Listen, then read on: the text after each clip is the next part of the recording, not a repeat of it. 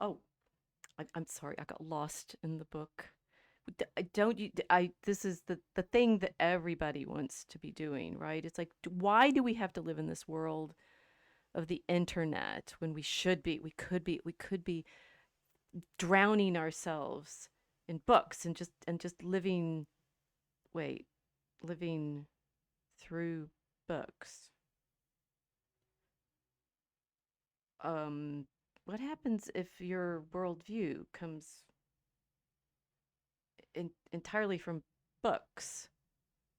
Is that a good thing? Or is it another matrix? Welcome to the Mosaic Ark.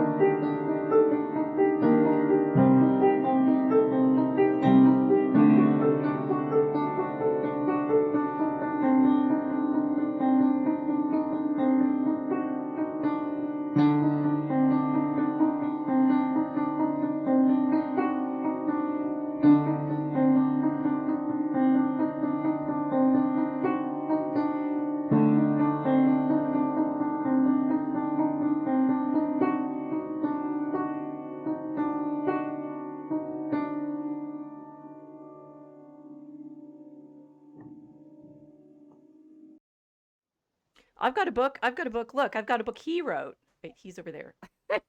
Pointing. So here's C.S. Lewis reading, right? And we all want to be C.S. Lewis, right? We want to be living through the books. Premise, yes. This is a good thing, right? We want to be living in the books. Living in the, it depends on the book, doesn't it? So welcome everyone here on the Mosaic Ark. We are here to get you inside the medieval worldview, and we know how to do it because we have C.S. Lewis and Tolkien as our guides, and that's a good thing, right? Okay, so the ongoing series, and I'm finding out. Okay, all of these I've still spent the last week on the internet, particularly in YouTube, trying to understand how better to be in this particular medium because I am much more familiar with being surrounded by books, although I don't show them on camera here, right? I really should, right? Don't you? Casey's doing better than I am, right? I actually, yeah, no. Yeah, I know you've got a small room there, and beyond the confines of what the camera can see, it's a warehouse of books. And I was actually on campus looking at my books there too. There's several rooms with the books. There's an that's about entire right. apartment, which my husband despairs of ever seeing the floor at some point. Plus the books on campus. Plus, of course, my access to one of the great research libraries in the world, our Regenstein, and then through the Regenstein Library, access to interlibrary loan and every other book you might imagine. It's exquisite, right? Living I would inside get lost. inside a world of books. What? I would get lost because I could just easily just keep browsing forever, and I don't know if that's purgatory or heaven. I'm not, but Well, again, it depends on the book, depends on the library. but the general sense of those despairing of the effects of the internet, which is also what I've been studying a lot. I'm a little well. I shouldn't be blue tonight because, of course, today is the feast of Our Lady Assumption, Yes. so I should be very delighted and happy. Except for I went to campus to go to mass, and half of campus flooded a few days ago, and the chapel was Ooh. shut. So Oh, bummer. I didn't expect that. So we had the sea came in, and instead of being able to celebrate Mary as Star of the Sea, we just had the sea filling I up the was just thinking basements on everything. Yes, but anyway, I am having not been able to go to mass, and spending way, way, way, way too much time watching YouTube videos about how to get more YouTube video hits. Gotten a bit overwhelmed with the being on the internet thing. And yes, it seems like wouldn't it be better simply to be back with my books? It's certainly what Lewis wanted to do, right? And so we're using a book. I'm getting tongue tied because I just want to dive back into the book, right? We're using a book to help us understand the worldview of a culture that was itself, first premise, most important, and we talked about this last week, that Lewis gives us a world in which people's worldview came from books, right? And so you guys are going to have to tell us in the chat exactly how much you want us to like pace ourselves through discarded image. But one of the things that Lewis definitely does do is go through in two chapters, chapter 3 and chapter 4, some of the books that the medieval authors were using to make their images in their poetry and other stories and such. So books on books on books. They just keep talking to each other. All the books, they're talking to each other all the time. Yes, borrowing from each other as they're writing, which kind of surprised me. How so?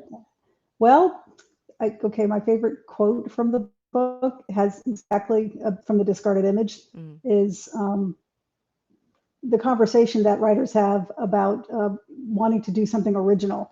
Because his point was that nobody ever did anything original. Everybody's always borrowing from somebody else, and he gives all these examples going back, all the way back to ancient Greece.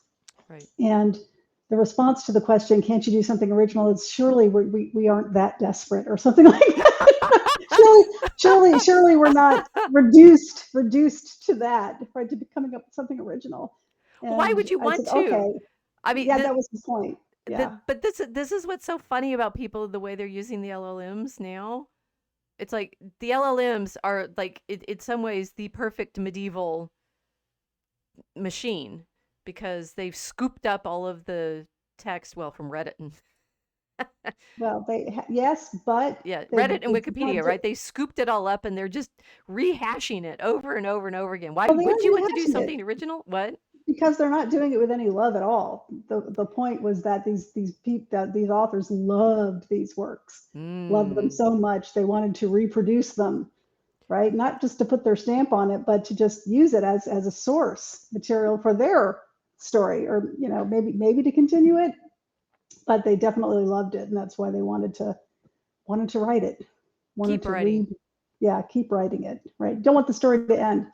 It's almost like fan fiction. Come to think of it, that phenomena where people love the story so much they write their own stories based on what they just saw or what they just read. Okay, That doesn't make it good. Mel, who It's does our garbage, clips, but you need to do that clip, and this is the entire point of our entire stream tonight. What she just said. good night, everyone. Well done. Go read a book. Right? It's all fan fiction. I mean, and there is a fundamental truth in this. It's like everyone despairing about how all of our stories since 1997, Brian Niermeyer, we read a lot. We're going to start like shamelessly name dropping. We've been very purist for the first 3 years of the Mosaic Ark, pretending that we are not going to like try to shame you guys into not knowing stuff that we know, and then you in the comments are obviously going to come shame us for not knowing things you know. And then that feeling of knowing, can I name drop the authors that C.S. Lewis says the medieval worldview was built on? Well, can we name drop the authors whose our worldview is built on? It's a little bit of a competition, right? But anyway, Brian Niermeyer has been talking about how the culture died in 1997.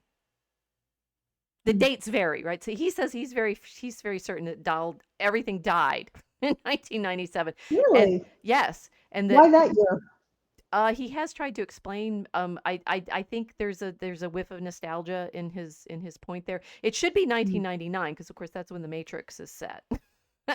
Or the Matrix is set in the future, but then the present that they live in is frozen at 1999, right? So there's some way in which, and after that, the point being after that, there's nothing but rewrites and rehashes and composite retellings of the same intellectual properties over and over and over again, so that all we get are remakes of you know the same stories.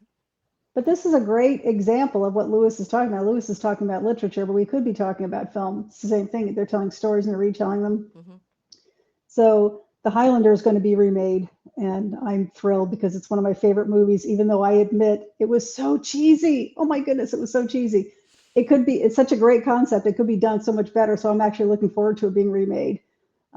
But this is what the authors of these books were going through. They didn't think it was cheesy. They just loved the story so much they wanted to do it again, right? They just kept rewriting it Yep. in slightly different ways. Yep. So this is the same thing the filmmakers are doing today. For 1700 years. You think it all died Yeah. in 1997, less than No. 30 years ago? They were okay. So here's now this I hadn't anticipated this is our starting point, but this is a good one, right? Okay, so the selected materials that they use from the classical period include the Somnium Scipionis, which is a dream in Cicero's Republic. So it's from Cicero, right? So it's like year dot, right? Beginning of the Christian era, little before Cicero dies before that because he's murdered. But anyway, that we Yeah, there were a have. lot of these authors murdered on this list, but go on. It was dangerous being an A orator in the thinker. Republic. He was murdered. He was murdered, and after Caesar was murdered, right? That Cicero's dream of Scipio is being shown in a dream the cosmos. You've read this more recently than I haven't. Lucan, he's living in the 1st century. His Pharsalia, Statius Claudian in the Lady Natura, right? And Epulius, the Deus Socrates. He's more famous for his Metamorphoses, the Golden Ass. He talks about demons and then the middle period, the seminal period. You guys don't know all of these? Shame on you. I Of mean, everything you just listed, I read one. we've been shamed. We've been shamed in our comments. I hope he's visiting us tonight, for not having read Neuromancer. Well, that doesn't persuade me to read it because shaming people for not reading stuff is likely to backfire. So we get it. I'm not really shaming you guys. Come on, I'm trying to intrigue you. But the sort of why haven't you read such and such? Because that's the basis of everything that you're about to be talking about. It's happened before, right? So there's Chalcidius and see, I don't even have them on Mr. Macrobius.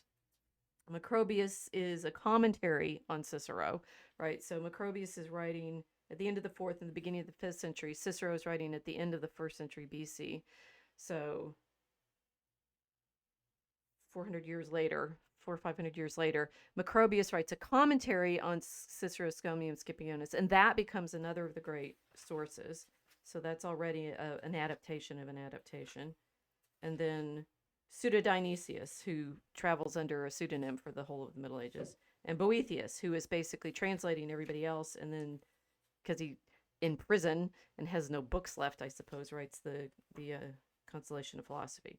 So, and then there's others, right? But as Casey is saying, and that she's learning for the first time, and I'm remembering as I do, having I was in my office. Did I say I was in my office on campus today? I'm looking at my books, which are tiered in my office based on like it's like a reverse lobster shell or something of when I first read them. So all of the stuff that I read longest to go are at the very top because I put them up there because I'd read them, and I was adding new stuff as I got further and further down, and I was having to pull some books off of the very top because for a class that I'm teaching this autumn. That all of those go into being in this worldview, and they are doing what Casey was just saying, retelling the stories over and over and over and over and over and over and over and over and over through to the 17th century because they love them so much. Yes. I'm wondering how many of our viewers tonight, or viewers hi in YouTube, now I've forgotten what I was going to say. Who am I talking to? I forgot. I completely Who is blanked your on what I was going to audience? say. Well, no, I was thinking about You're thinking about the book you pulled off the shelf in preparation for yeah, class. but what I was thinking about was the sort of how many of you have read all the medieval literature that was written on the basis of this worldview? You're going to tell us that Beowulf and Sir Gawain and the Green Knight were great, and no other literature since then has been as great. And I would to be, inclined to agree. Beowulf is very great. I just spent the last week reading Tolkien's translation and commentary on it. It's a very great poem. Tolkien also translated Sir Gawain and the Green Knight. But instantaneously, people can show up in Telegram chat asking me if I've read versions of Parsifal I didn't even know existed because I don't do romance Mhm. literature. I barely read most of this stuff. It's an enormous, enormous field of literature out there. Far, far more stories than, I mean, I sometimes get a glimpse of how many there are out there, but since I don't do vernacular literatures and I tend to really focus mainly on, I don't know, Marian fan fiction, there is far more out there than any of you probably are aware of. I read a lot of the things you just mentioned, and by the same translation. It was Tolkien. I remember now because I remember that caught my eye when I was in college. Like, oh, he did a translation of this. Knew nothing else about him, but a lot of the authors that were listed by Lewis in this book, The Discarded Image, I've heard of a lot of them. I've Mm-hmm. read bits and pieces of some of them, and as part of my education, there were a few I've never heard of ever before. And like you say, you got to imagine how many more are there that influence these writers. It's like a great it's like a great big stew, isn't it, of information, right? Constantly. And they're versions of versions of versions. I mean, the Arthurian romance cycles are because they kept so Chrétien. So okay, I can do some of this. Geoffrey of Monmouth writes possibly on the basis of previous stories that he got given in a book by a clerk at Oxford. Um, he writes the history of the kings of Britain, which includes a version of the earliest full version that we have of the Arthurian story. Maybe he Mm-hmm. invents it, maybe it's a Welsh legend. Talk amongst yourselves, right? And then Mm-hmm. Chrétien de Troyes, who in fact may be a convert, which is why his name is Christian, right? He's Christian of Troy, writes some of the most famous versions of things like Parsifal, The Knight in the Cart, which is the Lancelot story. The Lancelot, well, anyway, I read those a while ago. Eric and Enid, right? Those get, including Parsifal, particularly gets rewritten several times. The Grawl turns into a Grail. You end up with the whole Grail legend stories. You end up with more Lancelot versions. There's the prose Lancelot. There's a this. There's a that. I sort of waded into some of this at one point. I can tell you, it's like miracle stories of the Virgin are translated to every vernacular in Europe. It's like Mm-hmm. it's a list a dozen languages long at least. There's literature in all of those languages as well that are these stories, right? And the most popular ones are taking the characters that they have from the stories that they like and retelling them. There's a lot of Roland stories too, and Charlemagne. So Ariosto, when he's writing Orlando Furioso, when Orlando goes mad and one of them has to go to the moon to get his wits back, whatever, right? That sounds like a fun Even story. our inspiration spent Spencer with his fairy queen. I mean, he's got King Arthur in it. He's killing a dragon. It's all based. It's the long passages, somewhat less confusing than some of the fairy queen, directly lifted from Geoffrey Monmouth, right? So it's Mm-hmm. this phenomenon of taking the stories that you love, wanting so much to be in that story that you write another one.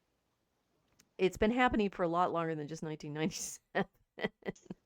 Yes, right. And like I think famously the Romans were the first to do that with Greek literature, right? And they created the Aeneid. Right. Yes. Well, exactly. So JC says the stew of story, dip in and find a piece to use. Exactly. Right. It's you are it's it's a big stew and we take out pieces of it and savor them and want to make our own recipes and variants on them and so forth. So, and Lewis, of course, Lewis and Tolkien, because unlike me who is actually in the history department, so my job it's a kind of figure ground problem, right? Lewis and Tolkien were literature professors, so they got to focus on the stories. And insofar as they talked about history, it was context for the stories that they were talking about. They didn't really have to worry about the cause and effect of history in the way that I do. I have to worry about having classes that show you the entire world that the stories inhabit and reflect on and come out of. but it's a different kind of question, right? So, in some ways, I find, Lewis and Tolkien just don't have to deal with anything that I have to think about. But on the other hand, I don't think about a lot of the materials that they got to immerse themselves in. So that's it's more. There's always more out there than report seems to suggest.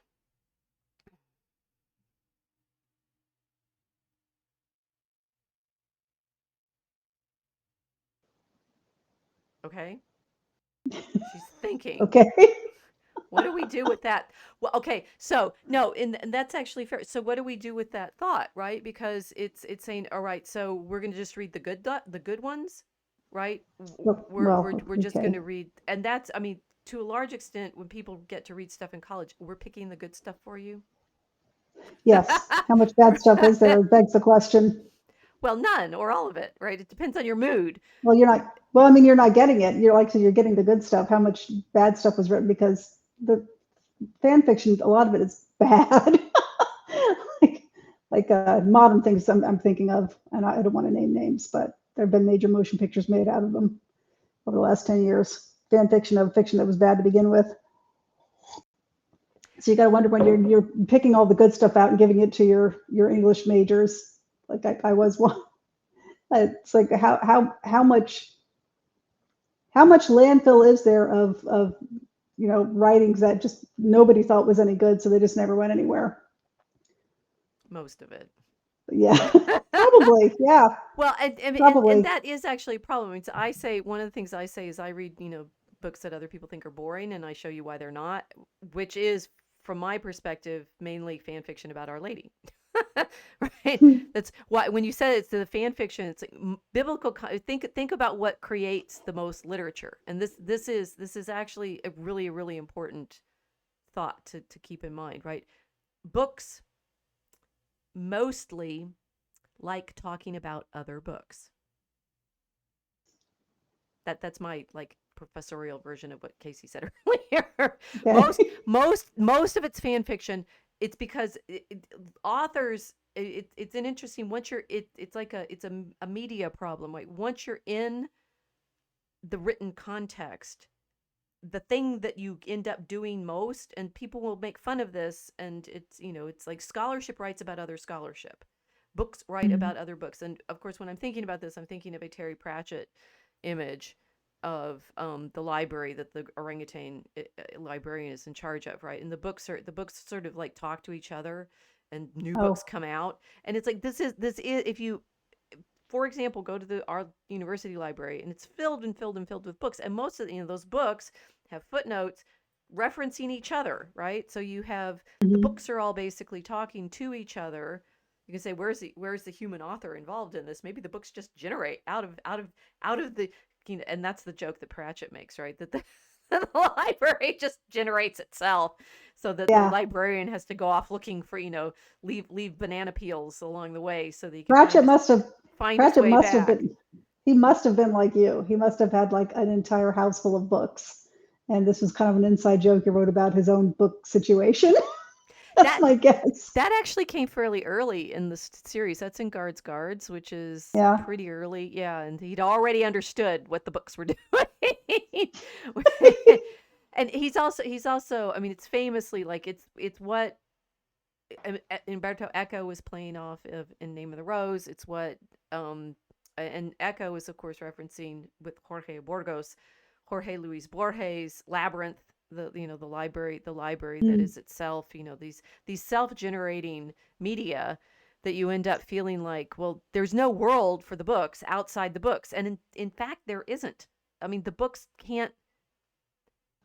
Okay, big I spoiler just alert. This is where I was trying to get to anyway. But the because I want you to be thinking, if you like reading, if it's like Casey's got books behind her, right? If your best world is a world in which you get to sit and read all the time, where are you? Like, what happens when your entire worldview is created by books? Now, for Lewis in the discarded image, he's saying this model of the universe that we promise we're going to be talking about in the future, just not tonight, and not at that level anyway. I'm sworn not to skip ahead. Go on. just so you all it know. involves the heavens, the earth, people, animals, plants, everything, right? But you could say it's like an image of the world outside the books, and Lewis is showing you that it only comes from inside the books. And the problem is that books, what they like doing is talking about other books. So how much of it ever touches reality?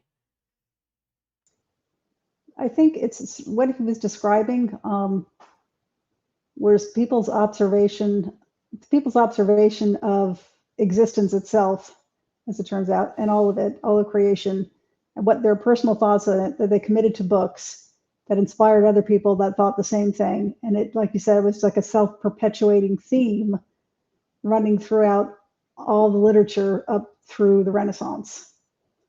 And Right, then but it then changes but abruptly. then we know what happens in the 17th century is that the guys with the instruments and the telescopes and the microscopes come upon and ridicule the people who have been spending their time reading the books. Yes. Yeah. Or, yeah.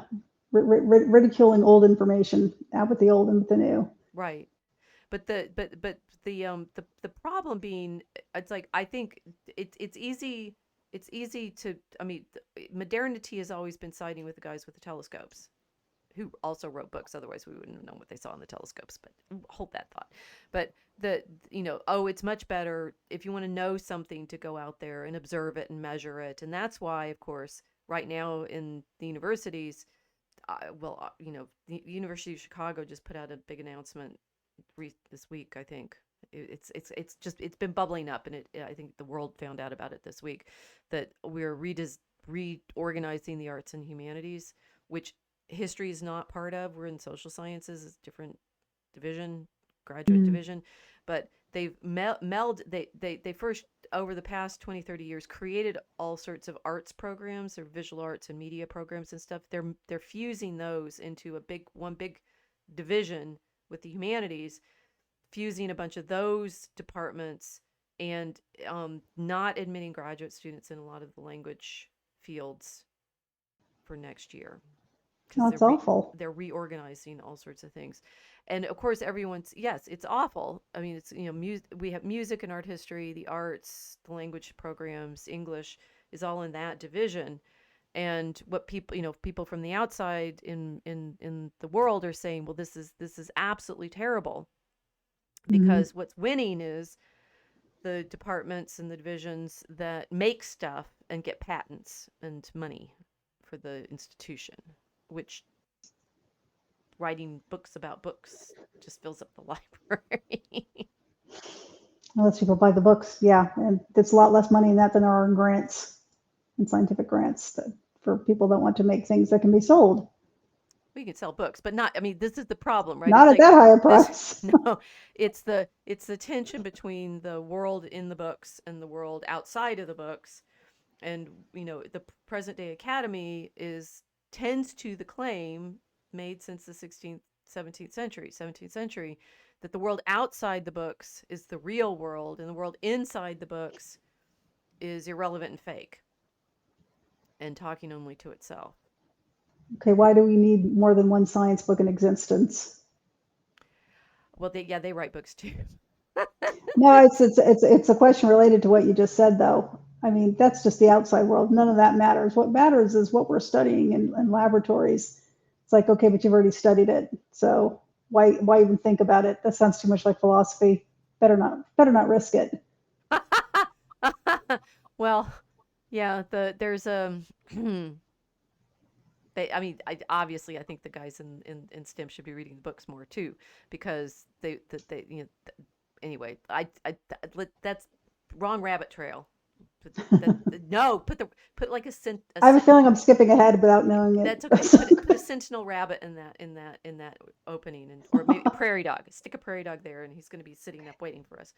Um, the problem being thinking about what happens when you live in a world that's created by books talking to other books. And you have rightly said, and you said this last week, and I corrected you, and then I corrected you, and then I'm still going to say it again, that the guys that Lewis is talking about using this model are not going out and making observations allegedly. Oh, I have to correct myself. Oh, I hate this. sorry, that if you do I'm this in lost. books, I'm lost too. If you do this in books, you get to think it out and then write it down and then stabilize it before you're like trying to do improv version on the internet with video recordings. Um, what Lewis is claiming is that these guys did not go out and make observations. What they did was mainly read the books, and therefore Yes. their conception, and in that sense, unfortunately, Lewis is wrong, but we'll get to that. In his conception of what it is like being in the life of the books is you are generating, and this is the world building question, right? You're generating this whole image of reality out of your imagination based on the fan fiction that you're reading in this world. So Hmm. the question then being like, what's the value of doing that? So if we are reading their books and they were reading books, we're in a world view constructed entirely out of books. So what is good about that? And I mean, I'm sitting on this a little, maybe a little too long. Because there is a propensity among our side of the conversation on the internet to um un simply to point to reading and say that's the good thing, right? We have friends who do that. We say, look, read books, right? If I hear them on their own videos, right? Get off the internet. Stop doom scrolling. Read a book. It gives you something you can't get any other way. And then they Right. Your brain it processes the information differently when you read it versus when you listen to it or watch it. right, and the default is, and that is a good thing. It is better for you. Well, I think it probably is better for your brain health as an organ, but that's just speculating on scientific discovery about brain health, isn't it? I mean, it's certainly better for calming you down because the flashing lights and noise from a computer or a device can be disruptive to your nervous system. And I a don't book know. doesn't do that. I have every guarantee that we put people to sleep already. We are so soothing I don't think we're a sleeping on pill. this. I don't know. It's like, maybe we're comfort. I have been told many times that people use my voice to put their children to sleep. Really? Well, three times maybe. But no, that it's like storytelling, right? It's like we're sitting here, we're reading a book, I'm reading out loud. We're sitting in this video environment, which is one thing. I mean, you're describing because it as it's because flashing it's lights and stuff. I've got cool well, lights. Did you notice my cool lights? Do you see yeah, my well, it's pretty interactive. my pretty lights? But right, but well, not so much right now. We only have we have a select audience in our chat Okay, tonight. but Hi, yeah, I mean, Mel. live or not, when you're watching a video and you're watching people talk, it's like you're in the conversation, which makes this format so popular, and so it makes it Okay. interactive, which means it is an action because it's interactive. So that it can calm you, I suppose, depending upon what you're interacting with. If you're calm, or if you're having an excited discussion about something, it's not going to be so calming. Um, so it just does depend. A book doesn't do that. It's just you and the book. It's you and the thoughts of the person who put those thoughts on the page. The person is now out of the picture and just left with his thoughts. So it's you and his thoughts. So it's a little more calming, but you can digest it. Your brain can digest it There's this easier. book that I will say this, and maybe they'll go viral on the internet after all. It's called 12 Rules for Life. I really didn't feel calmer after reading that book. I've never heard of it. Yes, you have. 12 Rules for Life? Is 12 Rules for Life. that a Jordan Peterson Oh thing? yes. Oh, okay. That's why. I mean, I no. So it no. The thing. Okay, Okay. this is an interesting claim you're making. It's calmer to be reading because you're there with your book. It is more demanding, right? It's like sitting with a book is It's demanding of your time. well, Yes. and so is sitting and listening to long videos, right? And But you can if you could walk and do other actually, things. well, and okay, that's true. That's true. What people are not examining, which we want to examine, is in fact the effects of being in it, doing this kind of activity, because the default claim is, if we want our Western civilization back, right, if we want to be in recovery mode of all of the good things that we used to think, we imagine that we used to have, if only we could get back to them, we need to do it by reading books. Now, I put it to you that Lewis is, in fact, I'll do a little bit of exposition here, all right? Instead of dragging out the problematizing. Um, I forgot what I was going to say again. You have too many thoughts in your head. You should read a book. I should read a book. Um, Lewis is one of the ones that is, of course, largely responsible for creating this feeling of, we should be reading books, because he liked it, and he has a very interesting defense of this practice. He was also Lewis is both Lewis and Tolkien were frustrated.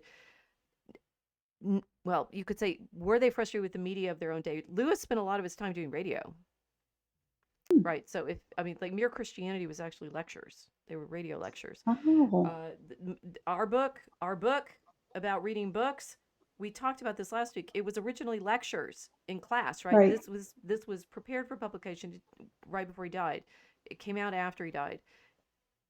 This is not in origin a written thing. Neither was Mere Christianity. They were lectures.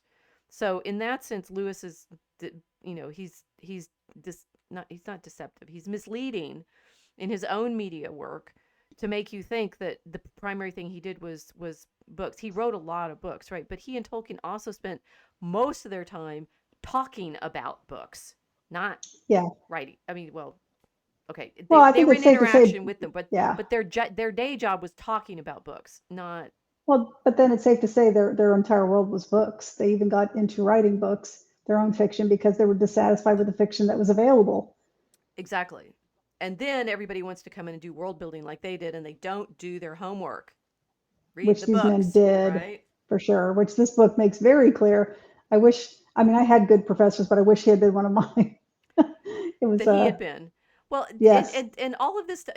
What's funny is, if you go to our website, to dragoncolmaroon.com, and look in the study guides that are under the tab for the Mosaic Ark, I've given you lots of reading lists, and Yeah, there is far more of this medieval literature out there in translation than there was in Tolkien and Lewis's day.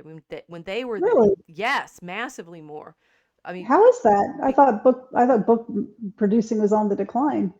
because there's so many people doing it, right? This is the irony. It's like the reason that people can't get jobs in the liberal arts anymore is because there's so many of us. Right. It's a supply and demand problem, and everybody likes, people who like reading books want to spend their lives talking about books and writing their own books, and so you attract, and you have a pool of students who you want to, encourage to do the kind of work you're apprenticing them to do. So we ended up with more people trained to do the job than jobs. Hmm. But uh, the universities expanded in the 60s. They've employed a lot of people for the last 60 years.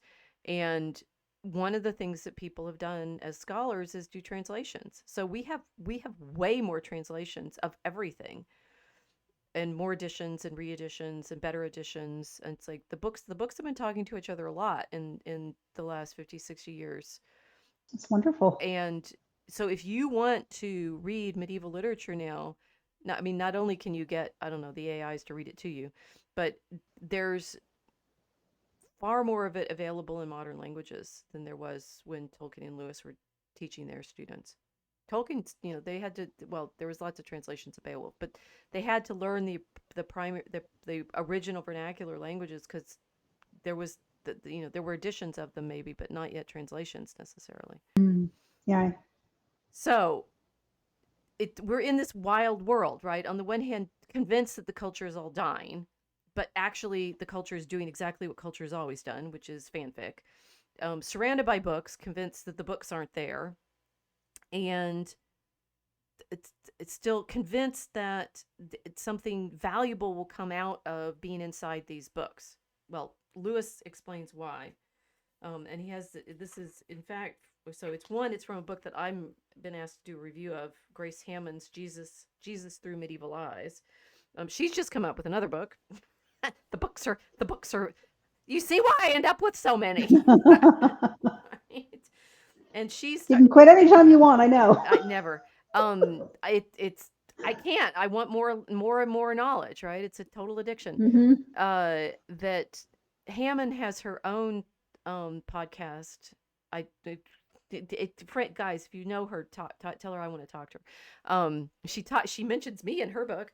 That she has her own podcast, which is about reading old books. Right? She does old books with grace.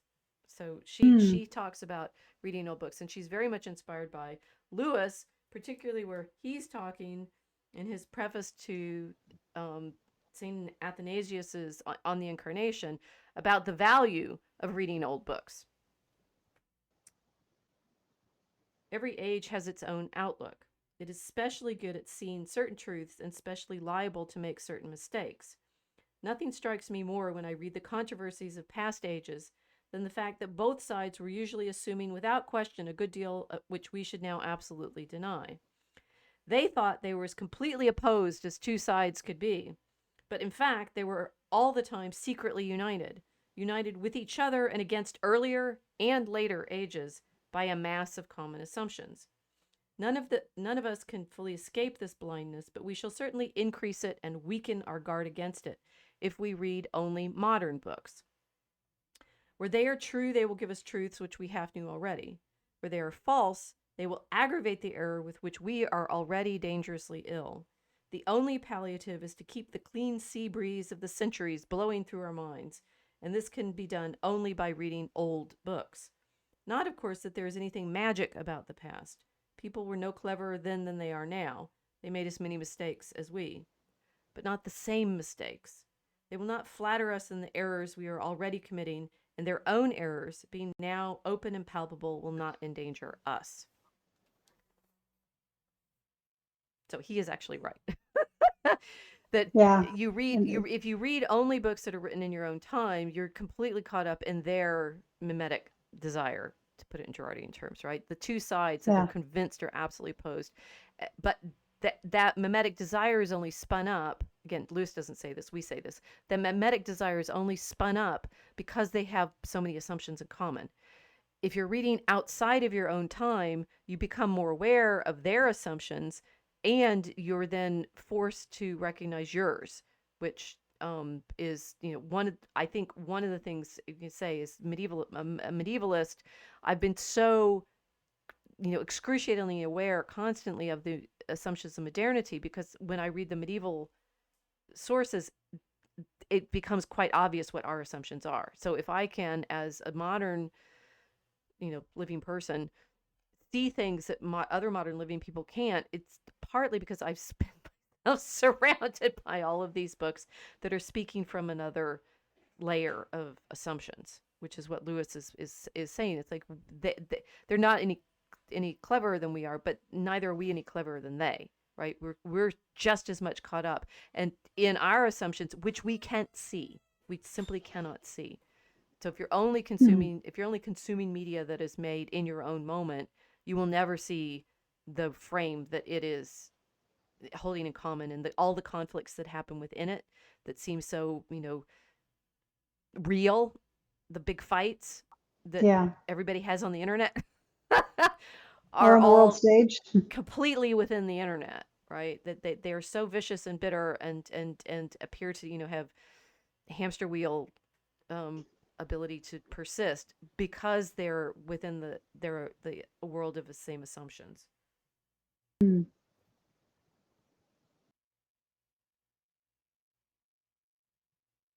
Okay, so that's the first thought.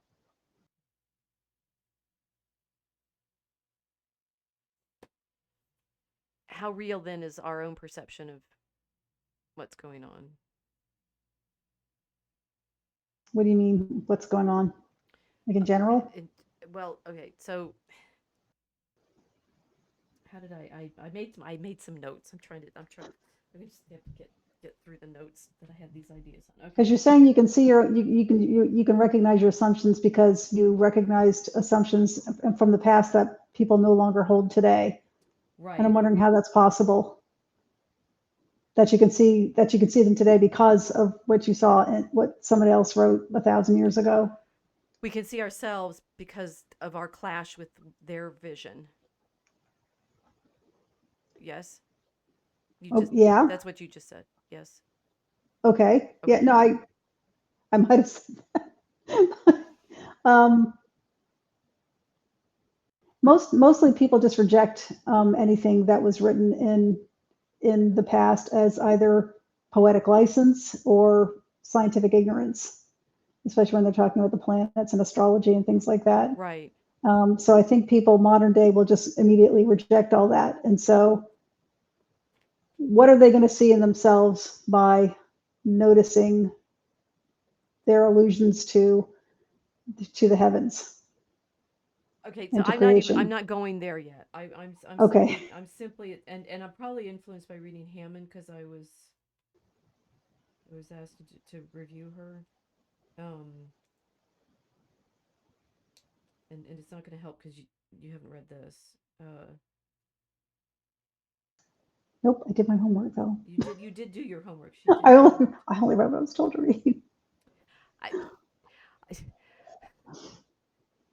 when I was younger and my syllabi were for my courses were enormous, right? Because I would just be assigning all this stuff that I needed to read and I needed the frame of the class to be I reading wouldn't have within. survived your class. Yeah, I barely did. Right. Now, happily, I've read enough that I feel grounded sufficiently to be able to deal with the things that I've assigned to the class. And so I can just know it for them. Right. And so we go into class and they've read what I've asked them to. And then I can, sort of point to things that are also there. But I also, in order to get through class at all, have to just not say most of what I'm thinking because we'll never get out. Right? So what I'm showing now is Duke Humphrey's reading room of the manuscript world that Tolkien and Mm, Lewis actually lived in, right? This is where they studied because these are where the oh, manuscripts are.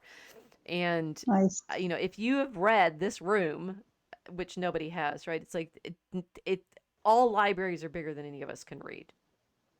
It's physically, I mean, some people can read heroically for sure, but uh, it no one person can read the whole library. It's impossible. It's physically impossible. And then you get a culture. Not only is there fan fiction, their culture of summaries. Right here, I haven't, and again, ChatGPT is doing this, but summaries of books for students are again as old as books. I'll Yes. never get Yes. through Cliff all of that. notes. Oh, here's the short version, so you know what the plot is, right? Yes. Um, That was the professors would do sneaky things like, put something on the test that was only in the introduction or the prologue, something that did not make it into the summaries, just to make yes, sure to you see read whether it. you actually read the assigned text, right? But you have to do this, right? It's like if there's encouragement here, you must be reading all of the books because otherwise you won't know when they're talking to each other. If you only go with the summaries are not going to tell you what the book said to each other, just flat out, right? The summaries don't Yeah. include the footnotes, they don't include the cross references, they don't include the links between the books. So you'll And I miss all think, of this. You'll miss right. this chatter that's going on between And all of the that was books. Lewis's main point in the discarded image was how all the books are, like I said, talking to each other, right? Yes. And reproducing And in different generations. right. And that's why, so if as a reader you go into a library that has this many books and you're suddenly like, one, you have the feeling of I can finally find it. The book that I have, that other books have been talking about, I can find now because I'm Yeah. now in the presence of the originals that are talking about the books, which of course all of us who do get to finally see the manuscript that we've been reading about all along. It's like, oh, it's better than celebrities because you are in the presence of the book that they've all mentioned. That's very, very exciting. Yeah. Um, there was another layer there, but you're also in terror, right? And it's like when you first start study at this level, you go in that library. This is just one reading room in the Bodleian, right? This is just the manuscript reading room. It's not the whole library. Horror and dread at the labyrinth that you've suddenly plunged into is your second response. It's like, yes, all the books are here and I will never know enough. I will never have read enough of these books to be able to do this kind of, thinking yourself into the world. that you want to inhabit with all of these books? I mean, Casey's making fun of me because she knows how many. It's like every single time we're writing anything, Rachel has another stack of books on that stanza, Yes. right? Yes, can confirm. And I tell Casey and Mel what to read, and they're diligently reading it. I'm like, oh yes, but there's another book that we And then we just go, oh, never mind. I'm all proud of myself. Look, I finished I this. finished Great. this We one, got two right? more. I'm like, what? And they the sort of it talk about the image of the heavens, right? They keep this concentric sense of, and this book mentions this book, and this book mentions this book, and this book mentions this book, and we Yes. keep going out and out and out and out, and you're still to the point where, and there's more. Yes. Every single one of which is a potential challenge to your own perspective. And certainly the from the 12th century to the 15th century to the 18th century to the 20th century to the 1980s to the 2000s to the 2001s. I think part of the problem is the internet. So what Niermeyer is saying with the internet, everything died in 1997. He's saying it's all just talking to itself now. It's folded in on itself, which Mm, we say ironically, since all of these books, manuscripts, PDF, printed early printed books, they've all been scanned, so they're all out there now, right. potentially for you to be reading them. The internet as this light, this other place library where go into it and you'll never come out. That's true. You could get lost in it easily. So how do we know what's real? How do we know which? Okay, so scientifically, when you've been reading about the heavens and everything, and so if Lewis is talking about, these books have been talking to the other books, it's like the most real version of where this world exists is this image of the library, right? It exists in the library, in people's reading, in their imagination, um and we and the internet world are who are terrified of everything turning into AI generated fan fiction of previous human activities, want to know what's real anymore. How are we going to find out? Oh, Well, well, we could physical read some books. copies We of could we books. could read some books. To read some We books. could read some more. Right. I just had I just had a thought. The books aren't talking to each other. The reader is talking to the author of the books. The author of the books is talking to all their readers from the point he first printed it to however long it physically lasts. So it's pretty amazing that these all got scanned in and you can still read them because you're communicating with the author's thoughts at least. The thing you say, okay, I'll go back. I Right now I'm showing Mary Harrington's books. I'll go back to the Duke Humphreys. Yes. Okay, so in it's interesting the picture that I chose of the library because there's no readers in it. Mm-hmm. I mean, there's somebody taking the photograph. You told me There's I wasn't allowed in the library because I didn't go to that college. Do you remember we in had the this discussion Bodleian. before? No, I think so. Right. This one you'd have to, yeah. Everybody laughs about the I will not kindle flame oath that you have to take to get a Bodleian the reader card. It's Oh, it's it's it's that's funny. it's just they can't. It's a working library, so they can't have tourists coming to just look. I think maybe they may take, I don't know whether they have tours, right? So you do need to like have some reason to use the library to get in, and librarians are, they're dragons guarding their hoard, for goodness sake. They're not going to let just anybody in. Hobbit might Yeah. steal the book. Yeah. Right? Run off with the treasure, for goodness sake. um so uh, maybe one day we'll figure out a reason that we all have to go to the Bodleian and we can go and get readers cards and get in. But anyway, but the books themselves, like I'm making this image of the books talking to each other, but you're right, they can't any more than the AIs can actually talk. The books, I mean, we imagine all. It's what I find funny about the chatbot LLM phenomenon is it's fulfilling a fantasy that readers have constantly had of the book talking to them. Oh, oh, if only the book if only the characters in the book were real, if only I could interact with them, if only, oh, right, then you write your own fan fiction, right? And now Right. the bots can generate it as if they're writing the fan fiction. But in fact, Yeah. none of this happens without human minds to be in interaction with these. What the whats are they, right? What are the books? But only a human mind can understand a human mind. The AI can't understand a human mind. It can only try to duplicate what its best guess is of what a human mind wants when it gives it prompts. Right. Well, okay. So I think most people are most of our world is well, our world. The places that I read on the internet seem to be converging on a particular theme, which is obviously I'm reading these people on the internet, and we are converging on a particular theme, which is, wouldn't it be wonderful if somehow we could recover that world which we see through these books? That world that Lewis has described for us in the discarded image. I mean, there's the discarded image of the heavens as such, right? Which is what we're going to get into because we've been using this to write our own poem because we are writing our own fan fiction off of this world model. But there's that model of the universe, and if only we could see the world from the perspective of the medieval Christian writers, like bluntly, right? Why aren't we all medieval Christians? Seeing the world as enchanted as the people who wrote the books that we like reading seem to have been. Wouldn't it what would it take to have that world again? And where is it? And it's the interesting thing is that it feels real to people. It feels real that there must have been people out there in the world who believed in dragons and elves, not you. And I'm, a, I'm an elf the denier. elf Yeah. denier. She's not gonna be enchanted.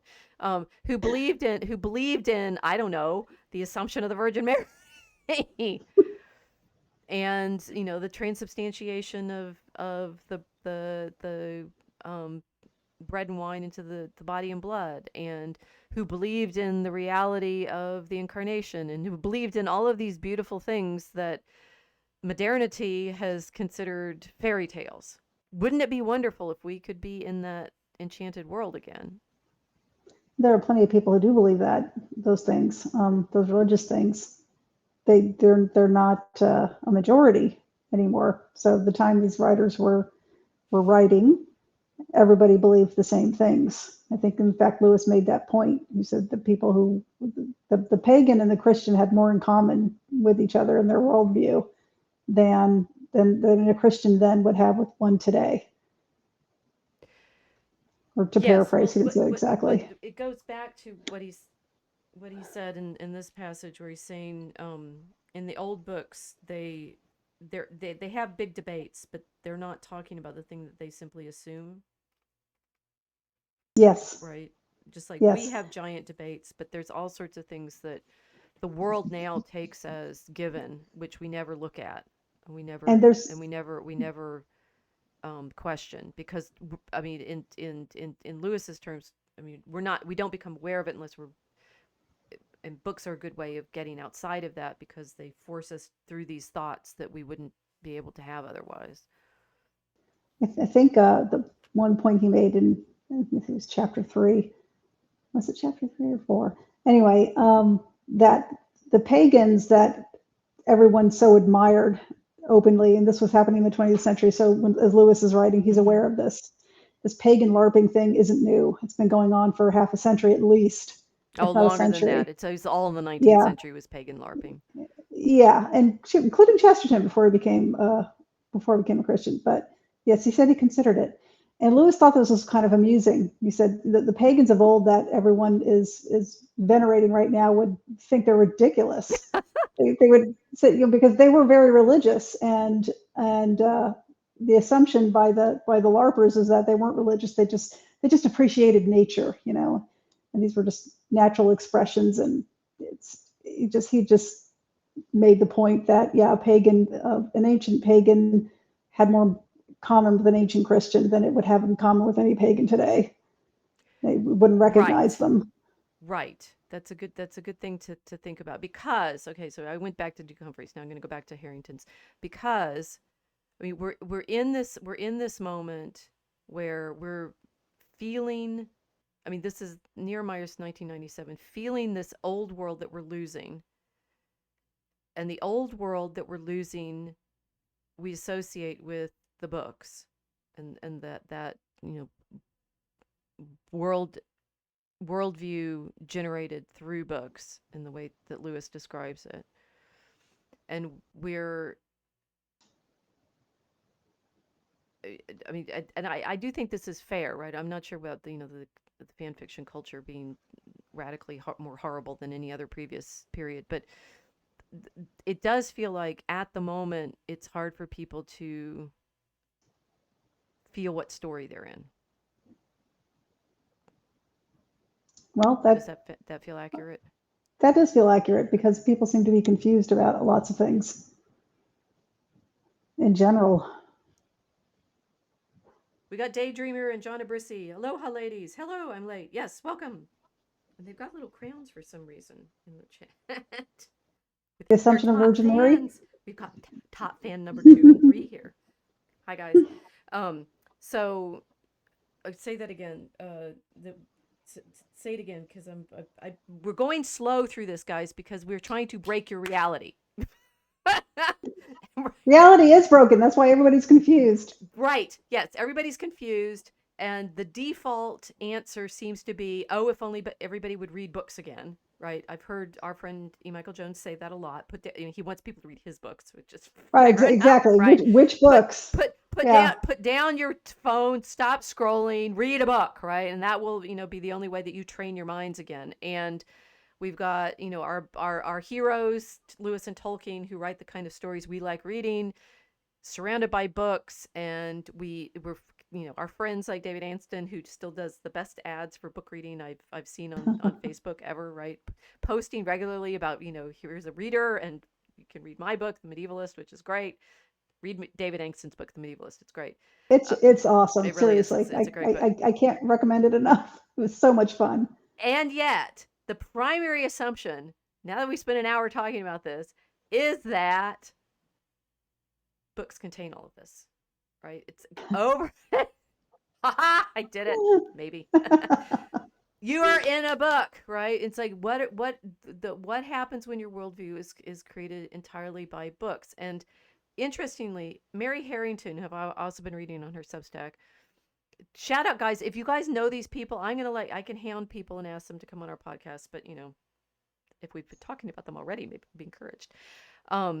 She's been writing over the last few months about the media experience that we're in, and she did one a few months ago that was very interesting and quite close to the kind of things that we've been writing about, of how where we are has changed things. But in the post that she did 2 days ago, she's saying, I'm on vacation where I don't have internet, but here I am writing about some books that I read on the internet for you that I just and she's like, yeah, I know, I get it. It's like it's hilarious and twisted.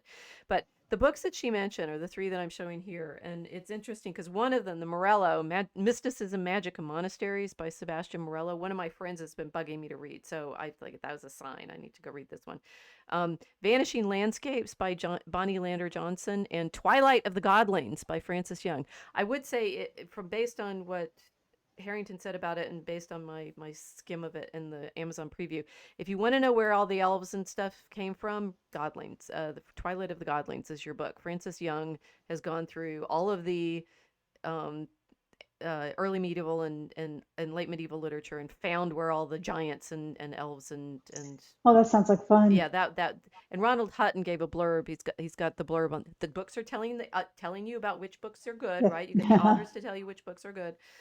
Hutton, who's great on all of the um, pagan religions and Mm. rituals and such of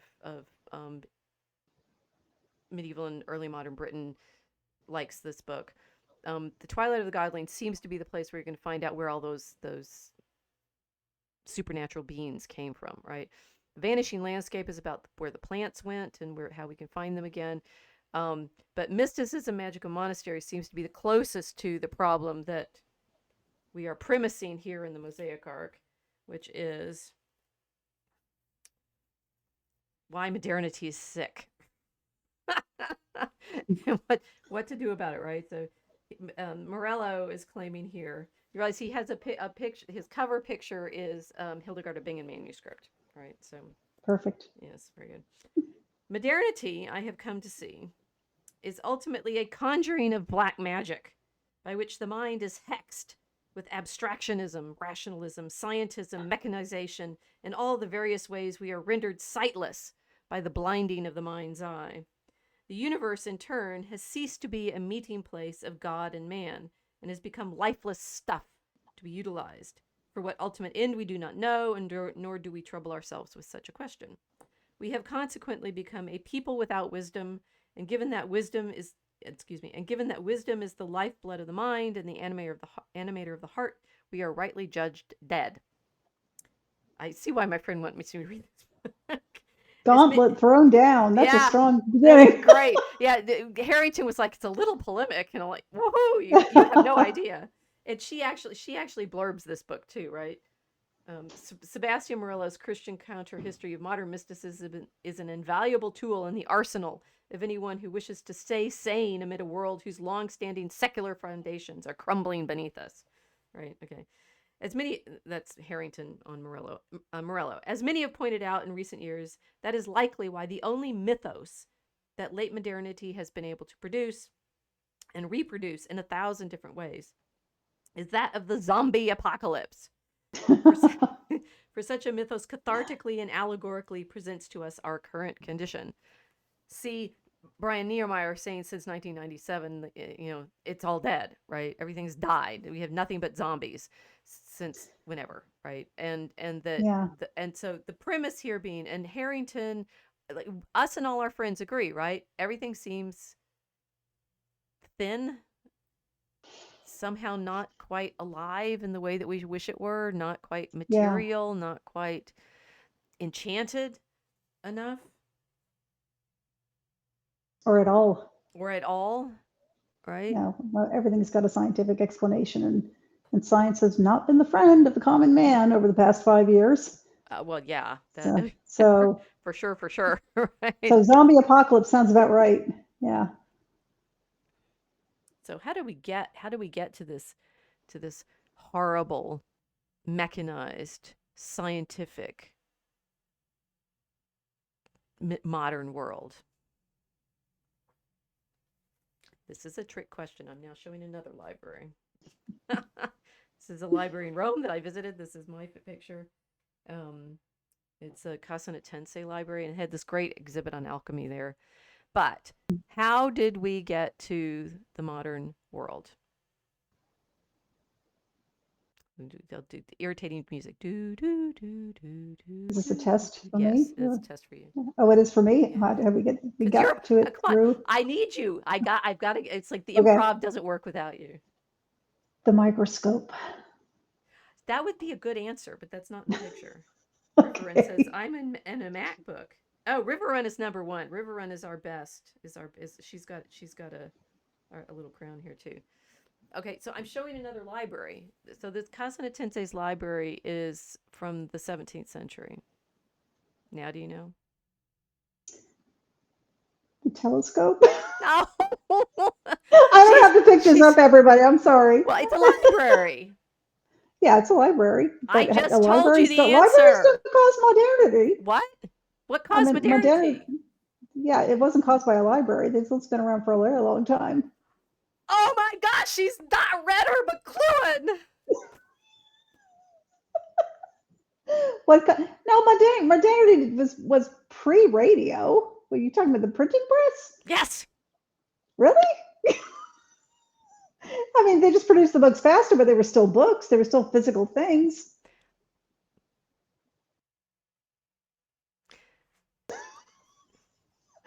She's doing I'm being she's judged right actually now. she's playing straight man for me very well tonight, you guys. You really have to appreciate. Yes, exactly. That's why we don't see what happened. Right. So the Duke Humphreys Library, the Duke Humphreys is manuscripts in this picture. At least I hope these are mainly manuscripts. They could be early printed editions, right? McLuhan's entire argument, and Harrington should actually know this because she's been reading McLuhan too, right? It's like what happened, and ironically, so and Casey's saying microscope and telescope because that's what we've been working on in our 17th century It is. episode, right? But according to But Marshall it McLuhan, happened right after, it happened right after the printing press, about 100 years, but anyway, go on. the printing press did it, right? Yes. Because what McLuhan says, so this is the irony, right? Lewis and Tolkien want the world of the old books, right? But they're doing it in a context of print. What they want is the world of the manuscripts. Mm. Did Hmm. they? Yeah, they did. Because that's, well, I mean, Tolkien certainly did. Oh, I don't know about Luke. Well, the thing is, they were both actually pretty good with other media. I mean, we said Lewis did the radio shows for Mere Christianity, and Tolkien actually. I mean, he read lots of newspapers. He wrote his one of his kid stories about a car, Mr. Bliss, who wrecks his Mm. car, and he famously, to me, famously says that he would have liked a typewriter that could write in his Tingwar, his Elvish. So they weren't actually Oh, anti-tech, right? And right. they wanted to publish their books with printed No, no, books, they were right? talking about they were talking about the worlds inside the books. Well, I okay, think and that's what they so wanted. this is the thing that I'm trying to go whoosh right with. Okay, so that we say we want to be inside this world of books, right?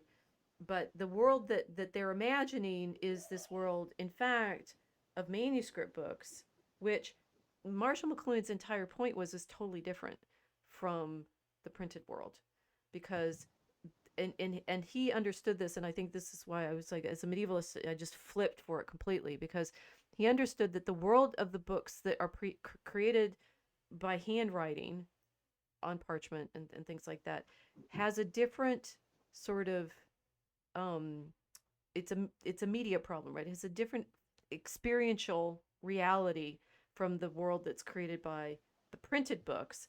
And one of the things that happens hugely in the 17th century, which is what's in Casanatense's reading room here, is their printed books. They're printing all of the medieval stuff. They're doing exactly what we in the internet now are doing with all of the older books, right? They scan them. They're in your phone. E. Gutenberg, all of this. It's like most of what's in Casanatense's library is, well, not most, but a lot of what's in Casanatense's library. Some of it's new books. A lot of it's the old knowledge into the new medium. And McLuhan's huge thing was the Gutenberg galaxy, saying something changed when you could make it mechanically, right? We don't like the internet Yeah. making AI art, which we don't, but except for with Sarah, um, because it's doing it mechanically, right? It's like losing the craftsmanship, So which it is. it's it's impersonal. But the printing press did the same thing. It made depersonalized all of this Yeah. world of when someone hand copied a book, you had an immediate contact with a craftsman who had to make all of those letters with his own hand. The little lead, the movable lead type. No hand ever touches that script anymore, right? It's a completely different process. And what McLuhan would say is it's that process that makes the environment that you're inhabiting, which is underneath.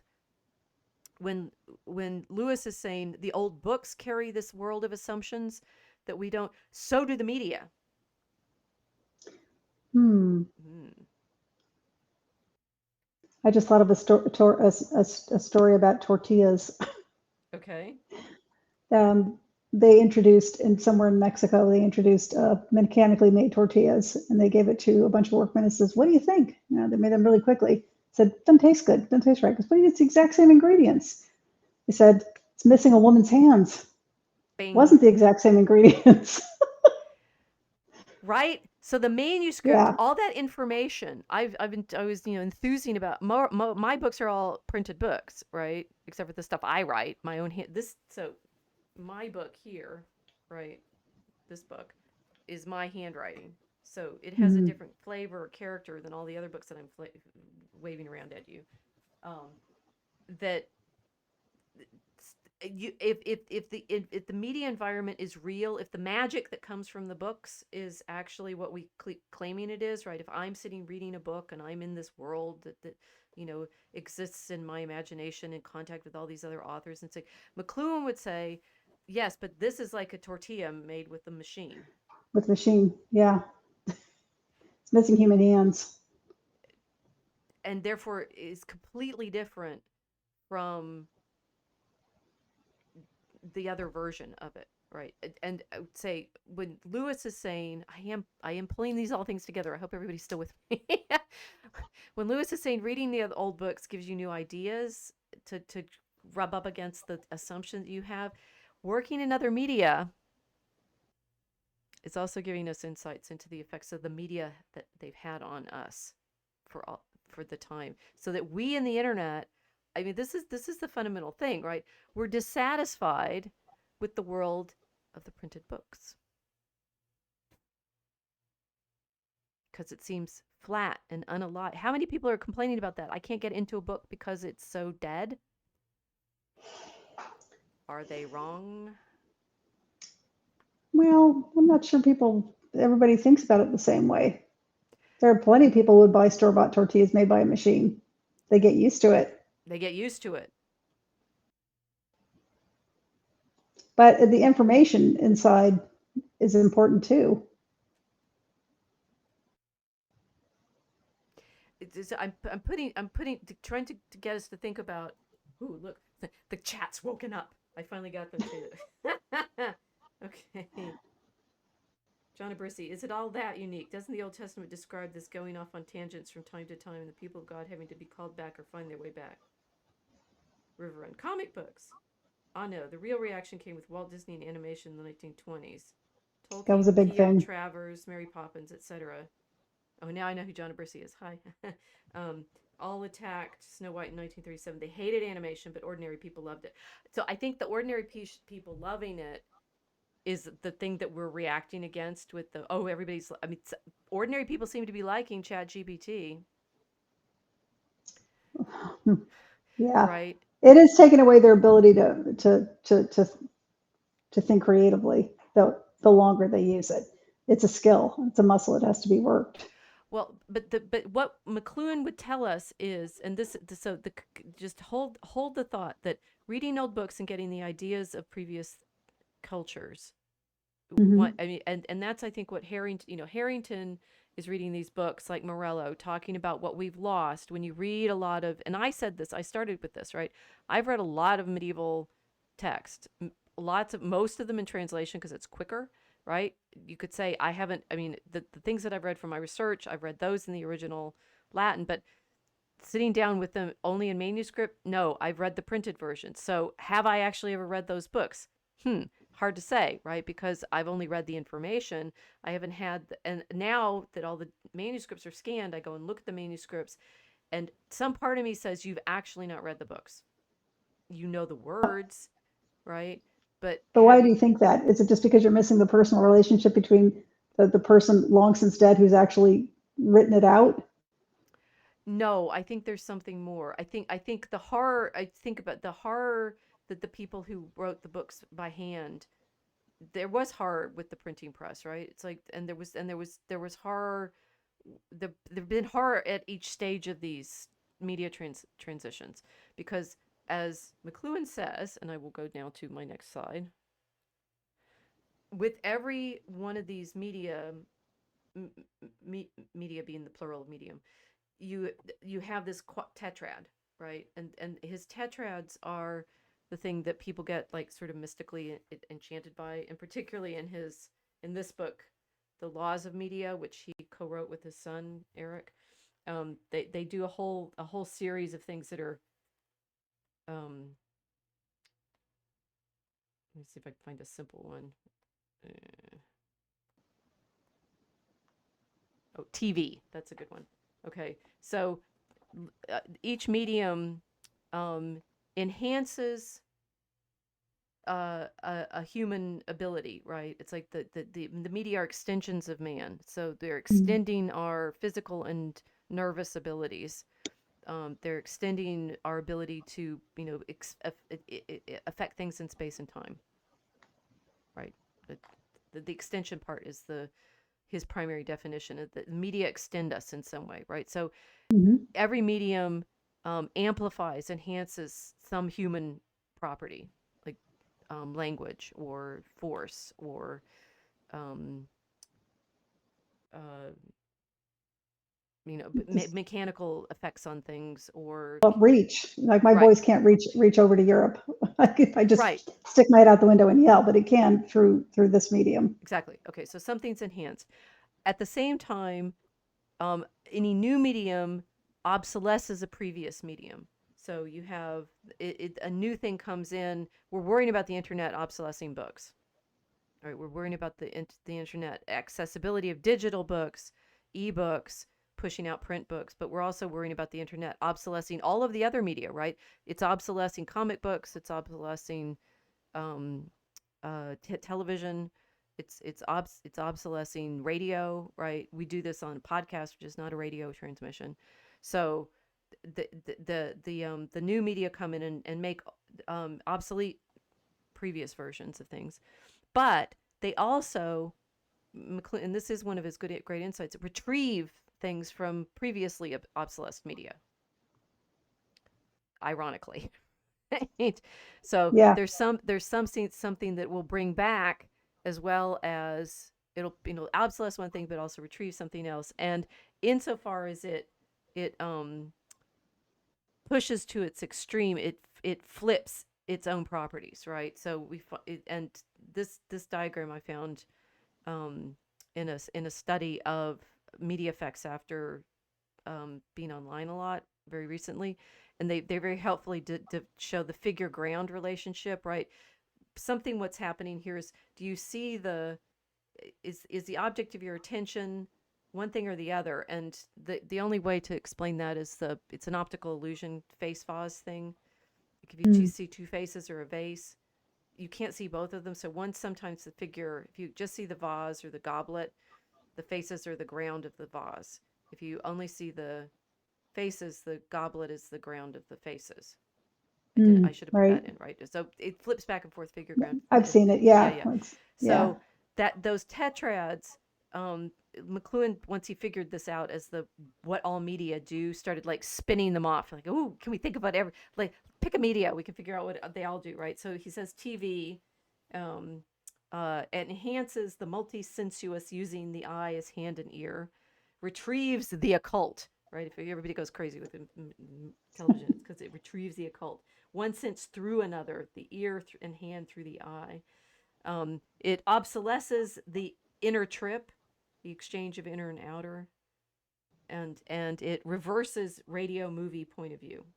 It's all a little occult and strange. He does this for everything What is the occult about it? about television. So Hmm. one of the things with television in his day, it was still digital televisions. I think are a bit different because the media is a different mode. That the dot tracing televisions were you were it was actually a fragmented image that like dogs couldn't see Yeah. them because they didn't. Oh, huh. I didn't know The that. dogs can watch high definition, but they couldn't see all they see faster than we do, and so they just see noise. Mm. Whereas the televisions we had growing up, right, were the dot moving kind of thing. And so McLuhan, and they're also like indefinite images and stuff. And so McLuhan thought about them as you had to do a lot more processing watching them to make it Mm. resolve as an image than, for example, film, which was very crisp images, but Right. projected in series, right? Got it. Okay, so television, even so, like television is using a lot of movies, but it as a medium, it's actually different because it's technological base is different, just as manuscript is So different from print. yeah, your subconscious brain is interacting with the television images, not Right, your conscious brain. right. Yeah, I could. Okay, so it's a bit like mesmerizing. Yes, yes, Got it. yes. And that somehow he was also thinking about the way the light came from the box and fell on you, right? So Hmm. it's projecting onto you. Yeah. That's an interesting observation. Yes, it literally imprints on you, literally and figuratively. This is what McLuhan says happened with the transition from manuscript to print. And in fact, in his version of things, why we lost the enchantment. You ready? As I'll ever be. Okay. The entire hour and a half has been leading up to this quote. Okay. Um, in the Middle Ages, oh, to understand, McLuhan was actually a graduate student in Cambridge at the same time that Lewis and Tolkien were teaching in Hmm, Oxford. that's So cool. this is actually he's utterly contemporary with Lewis and Tolkien, and runs parallel to them. Interestingly, since nobody knew what he'd written in his dissertation until it came out after he died, right? So Hmm. there's there's always this kind of missing element to the mystery. Okay, what did I have in my next picture? Yes, here we'll have Christ as creator, right? Which is this is the better image to go with this passage. Okay. Um, In the Middle Ages, the usual practice, continued since antiquity, was to employ multi level causality as interpretation of the book of nature, and multi level exegesis as interpretation of the book of scripture. In both systems, the levels were resonant and simultaneous, and the two books formed an acoustically structured double plot, like wave and particle, Hmm. each served as ground for the other. With the final advent of print and visual space, the resonance was stilled. The double plot structure had always been regarded as both metamorphic and etiological, as revealing form and formal causality, as for example in the Cosmographia of Bernardus Silvestris. Paradoxically, causality was banished in the Renaissance as unscientific, and only sequential efficient cause remained, as Mario Bunge relates. Okay, so book talking about him. I'm going to go back over all this. Don't worry. Okay, so, um, okay, Mario Bunge relates, quote, on causality. The Aristotelian teaching of causes lasted in the official Western culture until the Renaissance. When modern science was born, formal and final causes were left aside as standing beyond the reach of experiment, and material causes were taken for granted in connection with all natural happenings, though with a definitely non Aristotelian meaning, since in the modern worldview, matter is essentially the subject of change, not that out of which a change comes to be and which persists. Hence, of the four Aristotelian causes, only the efficient cause was regarded as worthy of scientific research. Shall we unpack all of it? They cut off half their brain. Well, yes. Look, And if I can't observe it, I'm not going to even think about it. That's obscenely short-sighted. right, but McLuhan's argument is it's because of print. Okay. So Ah, this is okay, go on. I'll listen. right now what I'm showing is manuscript, right? So we're in the Yeah, manuscript world. In the manuscript world, which is the world, and I would say this, it's what Harrington and Morello and all of everybody out there, everybody, if you're listening, please, hopefully you're listening to me in the internet. Everybody out there who wants to go back to this enchanted medieval vision, got to understand this. Wants this resonance, right? We want the world in which both the book of nature, and that's why Harrington was taken with the books on the plants, right? yeah, that sounds like a really good one too. Yeah, it fits with our obsession on color, which is what I'd hoped to get to tonight, but I got stuck on trying to get everybody to be like super hyper aware of the fact that She you has to deal with Slowy. you, Just you give her live in give her some books. slack. Hey, Sorry. my life is me. I'm perfectly aware of it. As Augustine saying, like you get this flash of understanding, and you're just intensely and terminally frustrated how All right. slowly it takes to explain everything. I've been trying to explain this for decades, right? I told you I read this as carded image in college, and I've been living in that world ever since, and Mm-hmm. trying to say, why is it so hard for me to show you what I see? This world that I inhabit by reading all these books. and that you can't see unless you've read all the same books I Right. have, That's why, which is very because frustrating, yeah, you're talking to right? people who didn't, and even your students, by the time they come to you as maybe freshmen, they have not been steeped in the same types of books that, students of their age would have been 500 years ago. So they don't know a lot. Well, they never did, right? That's it's like anybody. My colleagues have been complaining my entire career. It's like, oh, people don't know scripture anymore. We used to be able to assume that they knew Genesis, and I'm like, Let if only that was what was miss. That was all that was missing, right? This is Yeah, actually an right. illustration of Genesis. Oh wait, no, I here's the other side of that page with the Genesis. Uh, Mm, yes, that what we want is we want the world that Lewis and Tolkien tried to get their students to see by reading lots and lots of these old books, so that you at least have the same stories in your head. right. And this is similar to when we were discussing Bleak House a couple of months back. Yes, Is that their students are reading this and they have no context whatsoever because it doesn't relate to anything in the current world. So they need all this background while they're reading it. And actually, they didn't even need that much background. There were a lot of similarities in the world of Bleak House with the world of today, at least with legal issues going on.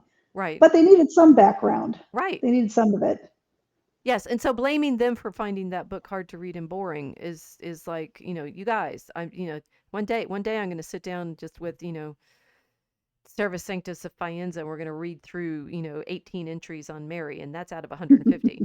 And you are going to claim that it's the most boring thing you've ever heard because you don't have the frame for why Right. what he's showing you is exquisitely gorgeous.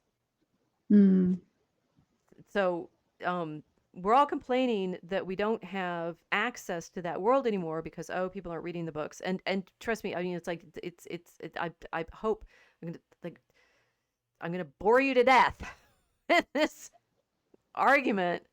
If I hear anybody saying yet again, oh, people don't read, I'm like, I know you didn't do the homework that I gave you either. yeah. Right? How many books in my lists have you read? Do not come to me and say, oh, people don't X, Y, or Z until you've tried to read these libraries and and recognized you can't, right? It's like and even Lewis with his discarded image is trying to give you the short version. Like discarded image, like if you're gonna sneer, I'm gonna go back to this. He did a good job. If you're going to Like it. sneer at everybody thinking, once you read Lewis's discarded image, you know what the medieval worldview was, right? One of the guys that I've been watching on YouTube to like learn how to do better videos, which he's way better than we are because he's younger.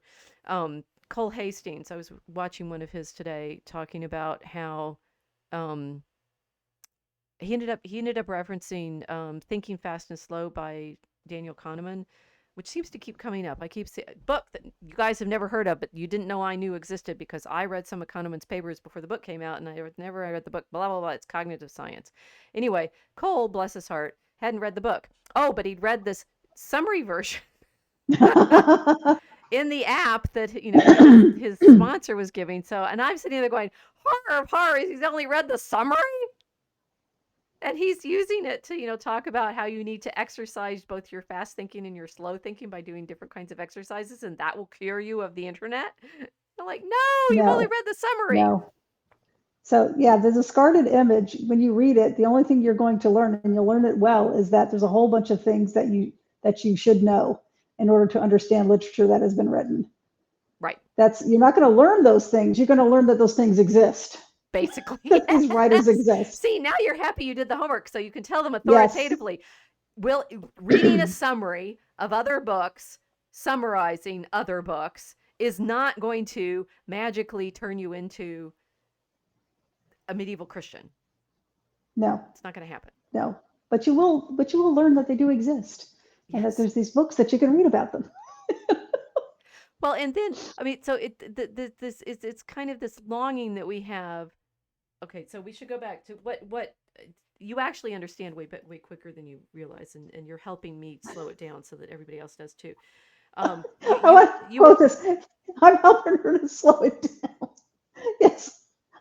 I'm sorry. am I I found that was funny. so No, what's she's right.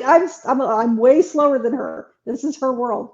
But but what's funny is when mixed one. I read something like I'm reading Tolkien's, commentary on Beowulf, and I'm just so jealous that he gets to go through. It's like his lectures were like on one word. Right? I would love to Yeah, get to, it's like I have such scholar envy reading, real proper philological yeah, that's analysis, footnotes that, the one line of text swimming on a sea. That's scholarship, right? Biblical cool. scholarship that does nothing but talk about other biblical scholarship. Yeah, Footnote envy. You should be able to see the text for the footnotes. footnote envy. I've lost. I'm in fantasy land right now, thinking it was like, couldn't you just read the references and the hyperlinks, and you'll never come out of that rabbit hole, right? Once you start down the path of who wrote, how many Tolkien seems to have known all of this, right? How many other places this one word showed up, and therefore what it could possibly mean, because it's only in these two places, and therefore it can't possibly mean this. I'm like, how do you know that? And of course, I absolutely dig that kind of stuff. they'd read the, library or the shelves of books on. You can actually, I think, read all of the Old English that survives. Um, and they'd analyzed it, and all the language model stuff that can do word frequency and stuff like that. I don't know whether they would liked it or found it horrifying, right? Because it was the thing that they could do. You've read yourself into all of this, and even then, even now, 50 how many years into reading this, I know how far it's like this constant talk about fairy, right? This constantly receding world that you can kind of half glimpse because you're looking at this manuscript. Oh, yeah, that's And it was neat. this It's a window. whole, it's yes, this whole world that went into this artist being able to make this painting of God creating the world. Hmm. Oops, I'll go back to that one. Here's God creating the world, right? In this beautiful manuscript with all I've seen that. This is my photograph of this manuscript from the Getty exhibit. The book has got to be like pounds and pounds and pounds of gold. Oh, On the parchment itself is, moderately heavy for, compared to paper sometimes, but the hmm. gold leaf on this book is just, and it's reflecting back constantly. Here you are, and here is McLuhan understanding that phenomenon of, in the medieval world, the book of nature, the world out there that you're experiencing outside of your book, is constantly reflecting the book of scripture and vice versa, right? The figure ground flip back and forth constantly. And that this is what my next picture was about, that the primary image that you take, the primary um, mode that you need in order to understand what it's like to be in this media is the mirror. And medieval books are constantly calling themselves mirrors, right? There's a four-part um, set that uh, it's by Vincent of Beauvais, although it's not all by him. The Moralium is probably not his, but the mirror of history, the mirror of nature, the mirror of morality, and I'm forgetting what the other one is. Um, Emil Mall used it for his Gothic art to show you what you're seeing in the cathedrals. Mirrors, right? And this is from this wonderful 15th century painting where the creator is holding the globe, and you see his hand reflected in the globe, which made the globe. Yeah, yeah, Right? that is skill. That is real skill. and Yeah. and this desire, it's like you went this world of books that Lewis is trying to show you how to get inside of by giving you summaries so that you can have the sense of being in this world of books that you can actually only get in by being in the world of books, is itself a creature showing the creator making it. And that this what McLuhan calls this acoustically structured, he thinks of the manuscript world both as mosaic, which is why in fact we are the Mosaic Ark at the top level, right? That we recognize ourselves in this media experience of the internet as retrieving the medieval, because we learned that from Mark Stallman, who you can hear us talk to last year. Hmm. The digital, just as McLuhan's saying, the media enhances something and obsolesces something else, but retrieves, right? That one of the things that seems to be happening, I think this is happening, Mary Harrington is picking up on this. We're retrieving the medieval by way of being in the internet, which is very interesting to consider. But we're retrieving it from two layers, right? For the radio and the television, the electric, but also from the world of print. And it was the world of print, as far as McLuhan was concerned, that wrecked this resonance between the book of nature and the book of scripture. See, I can't wrap my head around that. I don't see how it would have, since the idea of writing ideas down into a book is to spread them far and wide, and the printing press helped to do that. How could it have destroyed the information it was trying to distribute? Well, I mean, if you consider, are you, whether you're comfortable or uncomfortable with the ebook distribution? What do you, I'm not comfortable in the way the authors are getting screwed over. Well, yeah, commercial. That's something different. But the ebook distribution, I don't think they've quite perfected it yet. I keep seeing lots of mistakes. It's less. I mean, it's less pleasant to hold and to look at an electronic book than a real physical book. Right. But that might just be a personal preference. Well, so McLuhan would say I mean, what's interesting in manuscript studies for us, right? The medieval scholarship has gotten, very much on board with this idea that there's things in the manuscript books that aren't anywhere available in a copy of it. Really, Either like like, what? well, I mean, the experience of the book as such. I mean, I'm talking about the gold and the weight and the size and things Oh, like I that. experienced that thing. I've only ever seen one in person, Right. and it was amazing. But I thought maybe that was just my own personal reaction to it as a total like archaeology and history geek. So No, I everybody. didn't. This is we talked about this before. The Bucklow pointing out that we have all these um picture paintings or beautiful books like this one that you see replicas of, like me wanting to say, "Oh Yeah, my gosh, I'm there. I'm seeing the book that all the other books are referencing." Right? You're yeah, seeing the object that all of the replications are referencing. Like seeing this actual manuscript was hugely different from even having I've forgotten the Bibliomoralisé. This one's a different one from this one. Um, did I have a on my wall that you can't see behind me because I'm cut it off. But I I have a replica image from the manuscript. It's still better seeing the actual manuscript, right? That we are responding. McLuhan's right that our media response is at something other than simply an information level. right. I It's mean, that not is, just the information. yeah, that would be flat, right? It's a flat picture of it, and so it triggers your memory of seeing the real thing in person. So it's good in that way. But if you had a choice between the real thing and the print, obviously you'd want the real thing.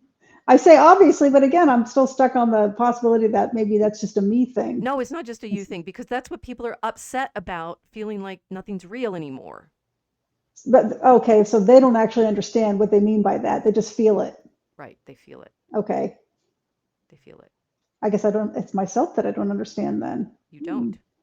I don't. Why am I having that kind of reaction to a real thing other than just, well, to me, it's like, it's a physical connection to somebody that was standing on the earth and breathing the same air and looking at the same stars I was like, 1500 years ago.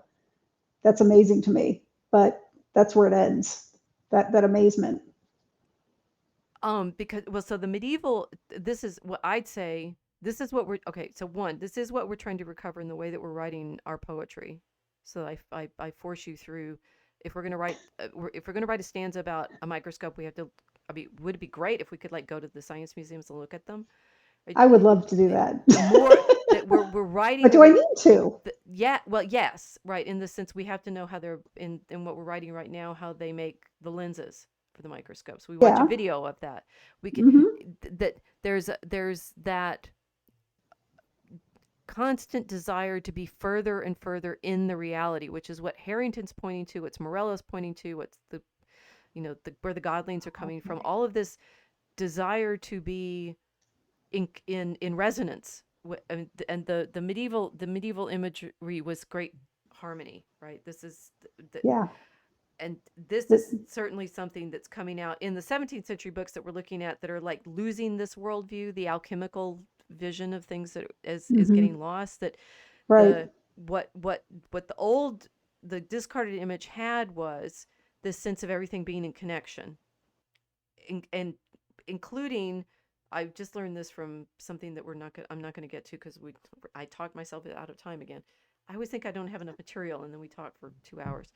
Uh, that even colors and sound were related to each other, which is great, right? We've been looking at the ways in Yes. which the animals and plants go into making the colors, and so a color is somehow also connection with that Well, it source. has its own frequency, Yes, right? Color does. It has a real physical frequency.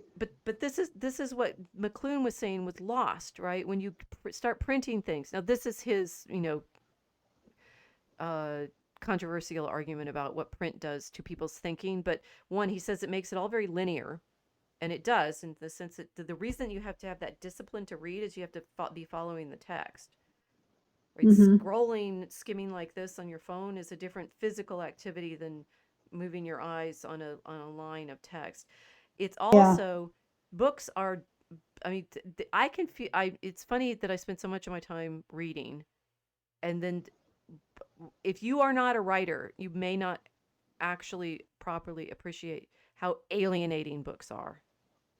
Mm. If you enjoy reading them, and have done the imaginative work to get yourself inside and pay attention to the words and things like that, why are books so hard to write? Why are books so hard to write? Yeah. Are you thinking why are they hard to come up with creative ideas? Nope. No. Then I don't know. Because you're not there. Because you are stripping your soul, rendering it into, I mean, in our alphabetic context, letters, rendering those, words into something that can only carry some slim part. Why do people? I mean, it's like people end up with fights with each other on the internet, and then invent emojis so they can like modify the words sufficiently. You have none of that in writing. Writing a book means, and this, it took me a while to realize this. Like, I like talking on the internet. I like talking with you guys. I like being able to move my body and flail my hand. My books are falling off my lap again. Flail my hands around and use the gestures of my physical self with the layers of things that come with the sound of my voice and stuff. All of this is not in the transcript that YouTube is going to generate off of what I just did, Yeah. right? And the thing about writing a book is, you're not there, right? This feels like, oh, we're in McLuhan's presence. No, we're in this, to get that perfect, wonderful paragraph of joy, and he had to sit down. I'm trying to describe what it is for me, the writing, and realizing why it's so alienating. Um, you can't sit there with the person reading and correct their misunderstandings as you go along, can you?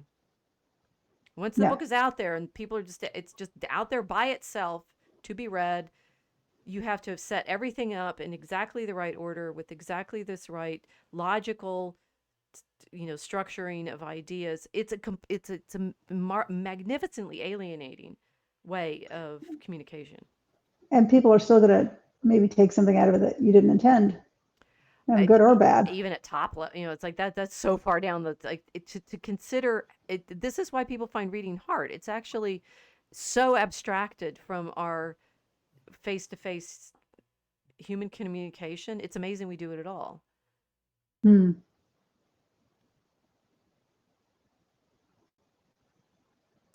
We had something on saving the appearances, but I want to get to the next idea.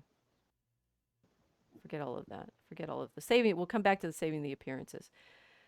So, who's in the simulation anyway? I was thinking of virtual reality as you were speaking a couple of minutes ago. Very I said good. this is what's driving them. This is what's driving the creators to make that because they're so sure people are gonna, and I think they're right, be completely addicted to it. But because it gives them a 3D world back to go with their internet and game playing Well, digital. okay, but what you're worried about is it's actually stripped down and it's not real. Yeah, Yeah, it's not real.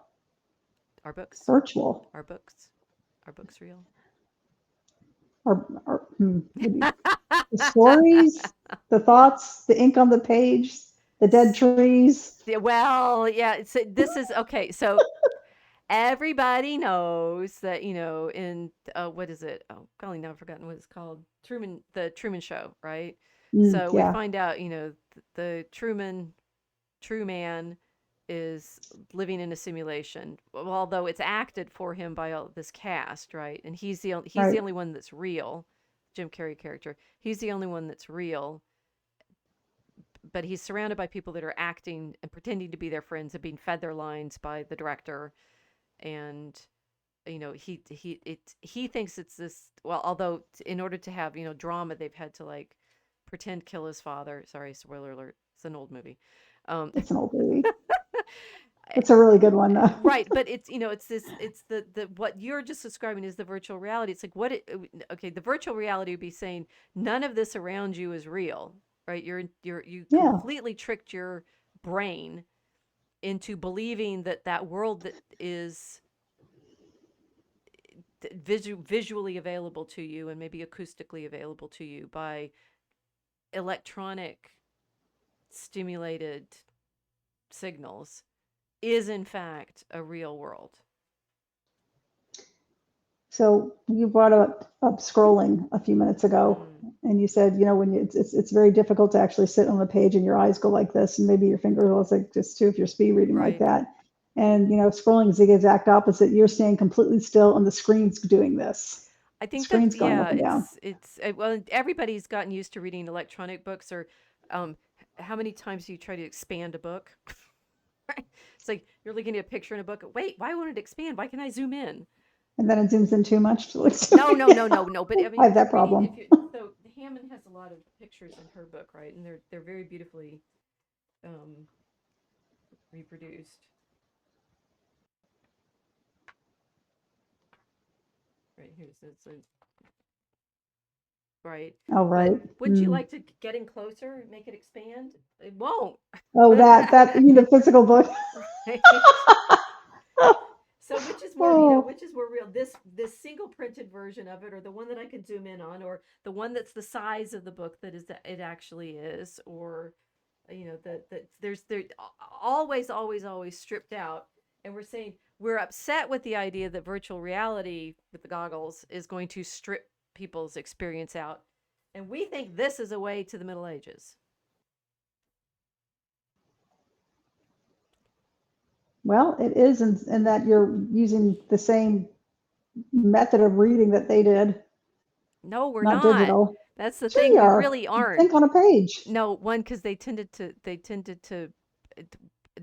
their reading experience on manuscripts is different from ours on print, for sure. How? Um, it's well, one, the manuscripts are typically written with abbreviations, which makes it hard for the first thing you learn in graduate school is how to read like where the missing M's are because there are lines over them and such. Um, Mm. it's a different kind of physical attention that you need to read the handwriting as opposed to the mechanical print. And I Yeah, think it's less discipline needed. for the handwriting, No, for the print. for the print, Yeah, um, yeah. they do much more imaginative things with page layout and color and design than early printed books did. I mean, printed books they try to replicate some of the manuscripts features, but manuscripts because they're very dynamic and you can add to them and change them and cross-reference them in ways that books when they were mechanically printed became very like rigid, like literally rigid because they're made in frames, the Hmm. typeset and things like that. Um, you can interact. I mean, that people would interact with manuscript books in ways that we don't. We write on your books as a printed thing, but the whole sort of reading experience is different. Um, it's similarly different between a digital book and a printed book. Even though, like you'd say, the words are the same, why would it be different? Why would my experience be different? Well, everybody's choosing to read whether read print books or ebooks for reasons, right? And it's not because the text is different. is different. The text can be exactly the same and the reading is still different. Yeah, but I don't know why. We don't know why. This is why McLuhan is so Yeah. mystical and cool, right? Because he's right. There's something different. But we'd say, so Truman Show's reality was acted for him, but fake, right? The Hmm. actual um, emotional interactions with the people, the reality of his life, the coming and going of the characters, and it's all completely not real, right? Yeah. And then with the Matrix, it's submerged even further, right? Saying that our own brains are attached to this computer, which is showing us nothing but code. And to get out of that, we have to recognize ourselves within this code, this simulated Yes. world that um, doesn't have any attachment to our physical engagement. Right. And yet we're perfectly okay, going back to the manuscript image of the four elements here, with the idea that Lewis is giving us, saying that this medieval worldview, which we want magically to re-inhabit, that will have mystical, resonances, as Morello is describing them, is no longer. I'm trying to stay with my microphone while I'm looking for my books. Um, that because, as McLuhan said, the medieval world has this acoustic resonance between the book of nature and the book of scripture, which we've lost. And Morello is saying modernity is, the mind is hexed with abstractionism, rationalism, scientism, mechanization. Those are things that happen in your head, right? And that you get from reading lots of books. We are wanting to go back to this world in which their entire worldview, as Lewis claims, was made through books. Well, Lewis isn't actually, I don't know if Lewis is actually thinking of the manuscripts as dynamically as McLuhan was, Yeah. Maybe. because he's not, I right? don't He know. doesn't, Yeah. Lewis points to nothing of the actual books, No, he's pointing to the fact that they were books that these just like ideas came from. his printed Yeah. ones in his print library. Right. Now, the interest, okay, so here we have John Abrissi's making confessions. Naughty secret. I once passed an English exam at school by seeing Jane Eyre the movie rather than reading the book. No, I've done that before too with other topics. And we have current events, right? Current events coming into our dynamic live improv. Don't you know this actually matters? Cool media event. Trump said that today about Putin face to face. A meeting is better than media communication and even phone conversations. Yes, right? Yeah. It actually matters that Putin and Trump are meeting, or are they finished now? Met in person in Alaska today. When he That's shook a hands really good with example. shook hands with Putin, people have talked about this about Trump before. The way he shakes hands, he gets in really close. He grabs your hand. It's really personal. He pulls you in, shakes it really strong. He wants that face to face, really close up. Yeah, yeah, and Yeah. that there's something else there. I'm gonna go back to there we go. There's something else there that all when and this, I mean, happily, if you start recognizing what we're hungering for is, of course, unmediated. Haha, see what I did there? Although we can't, right? We're always mediating our experience with each other through language, unless it's touch, right? And then touch is like even Hmm. maybe it's like we want touch. We go the kids say touch grass, right? Get outside, touch Yes. something. Yeah. Stop being simply in this mediated environment. But books are a mediated environment too, and that is the you know we've got the thumbnail on this one, or will be, spot the simulation. Is it the Hmm. library or is it the matrix? Exactly what are you hungering for when you want to go back to a world that's you reading? You still need to So touch grass. understanding the natural world means being in it, and digital is not natural. Well, neither is the book. But a manuscript is. A book's physical, Well, at least. so but I think the funny thing is I think we, those of us who want something, my invitation here is, okay, so one of the things that Lewis completely gets wrong, he talks about saving the appearances. And he's saying that what happens when people are studying, and this is where I was back with the ecliptics. I'll go back there, right? That the way in which the 17th century, because of the telescope, makes fun of the medieval worldview is they say, oh well, their model was dumb because they needed all these epicycles to account for the way in which they saw the planets moving in the sky. Mhm. Who's more honest here, right? So the saving the appearances means the model fits with what we see. We need to figure out a model that actually fits with the observations. They were making observations. It's a complete and utter Yes. and malicious Enlightenment lie to claim that the previous uh, description model had no base, and you kept saying that it's based on observations. It's constantly based on observations. They all have Yeah. astrolabes. They're following. They knew the night sky incredibly well. What they're trying Hmm. to figure out is a description, a model that fits with what they see. Now, the only Right. reason that we think a simpler model is better is because of Occam. And he says, oh, you should make a model that, doesn't add, further elaboration, but it's still just a model. That's Hmm. what Hans was talking about 2 weeks ago, that his model with fields and energy is a better model than figure ground wave particle, but it's Hmm. a model. It's still a model. And Right. it's a modeling of what you observe with an effort at description based on your ability to bring in as much of your observation as you possibly can. Well, the Enlightenment was unique in one aspect. I don't think anybody in human history had ever tried to, like, completely, up until then, to completely eliminate all other knowledge that came before them and not use it. Well, they sort of didn't, but they sneered a No, lot. well, Yeah, they're they year zero. yes, they year zeroed themselves. They sneered a lot at Yeah.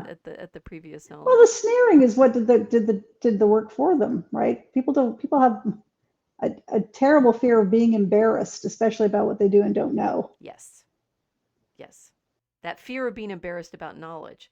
That's interesting. So one, the 18th century makes the encyclopedias. So they do a lot of what the 13th century made a lot of encyclopedias. That's why we have things both like My Servus Sanctus, 150 Names of Mm. Mary, Exaltata Est Super Chorus Angelorum today, um, and Summa Theologica that Thomas Aquinas writes, and the mirrors that I was mentioning, Vincent Aubepé wrote. They want to describe everything in the 13th century. They love it. They think they're going to be able to make a complete Mhm. description of everything, which is why with Lewis saying, this model of everything, everything's going to fit together. Well, they try to do the Yeah. same thing in the 17th and 18th centuries too, right? They've changed their model, and they're convinced their model is true and everybody else's model is dumb.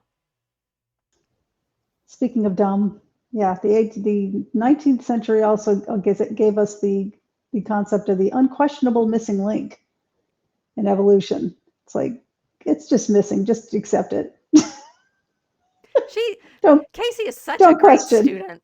Yes, this is it, right? And I think this is the thing to hang your hat on by the end of this conversation. So Lewis says we need to read old books because they show us our own assumptions, right? One of the fascinating things that is happening with the digital, with the internet, with the rupture that it's creating, so that we see all the assumptions that we had with the print, and we're more aware of them, and we're sad that we're losing that world that, I mean, I get it. I grew up in the book reading world of, I don't read as many novels, but I'd stopped reading novels when I was uh late 30s, mid 30s. I read a lot of novels as I was, but then they just all started seeming fake to me, and so I didn't enjoy them as much. But the yeah, if you read too much, you realize all of the artifice that goes into people's stories. And you don't like it anymore because, oh wait, she gets that detail wrong. I'm broken, right? I can't stand. I can't. I Oh, can't. don't read historical novels. I can't read historical novels anymore. They all sound fake to me. They all sound like they're living in their moment. They're working with their assumptions. I don't care how many of your, clothing hairstyle things you get absolutely exquisitely right. I feel your assumptions. I can't read. It's like you've got our people of our time in fancy dress, and you're creating epicycles for them.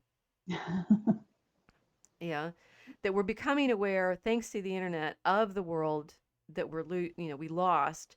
But ironically, we're also becoming, and I think this is the for me the hopeful thing is the retrieval of the medieval means that we're looking back, we're looking for a reintegration of the world. That the people, it's like very hopeful and happy, right? Everything pointing to all this. We want to see the way things resonate again. We want to have material and efficient. These are the four Aristotelian causes, right? Material, efficient, formal, and final causes. We want all four causes back. We don't want just efficient causes. We don't want just material causes. We want a why and a beauty to it all. And the internet is giving us that by it thrusting into our awareness the degree of artifice that the book world gave us.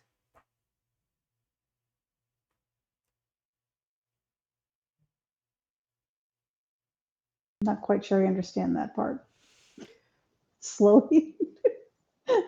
The modernity was the print world. That's what McLuhan was. And McLuhan was accused of disliking print, and he's like, no, no, no. I'm just showing you what it did, right, or what's happening. Okay. McLuhan gave us this image of our mosaic, right? That the acoustic electronic world that he found himself in, but I think even more so with the digital, that we are in this constant this constant referencing in webs, and we in the internet. It's like I'm sitting here in this vast network of books, right? But as we're talking, I can network all of the other things that we're in contact with. The world feels different because we all just saw the planes fly over, wherever they met in Alaska, All and right.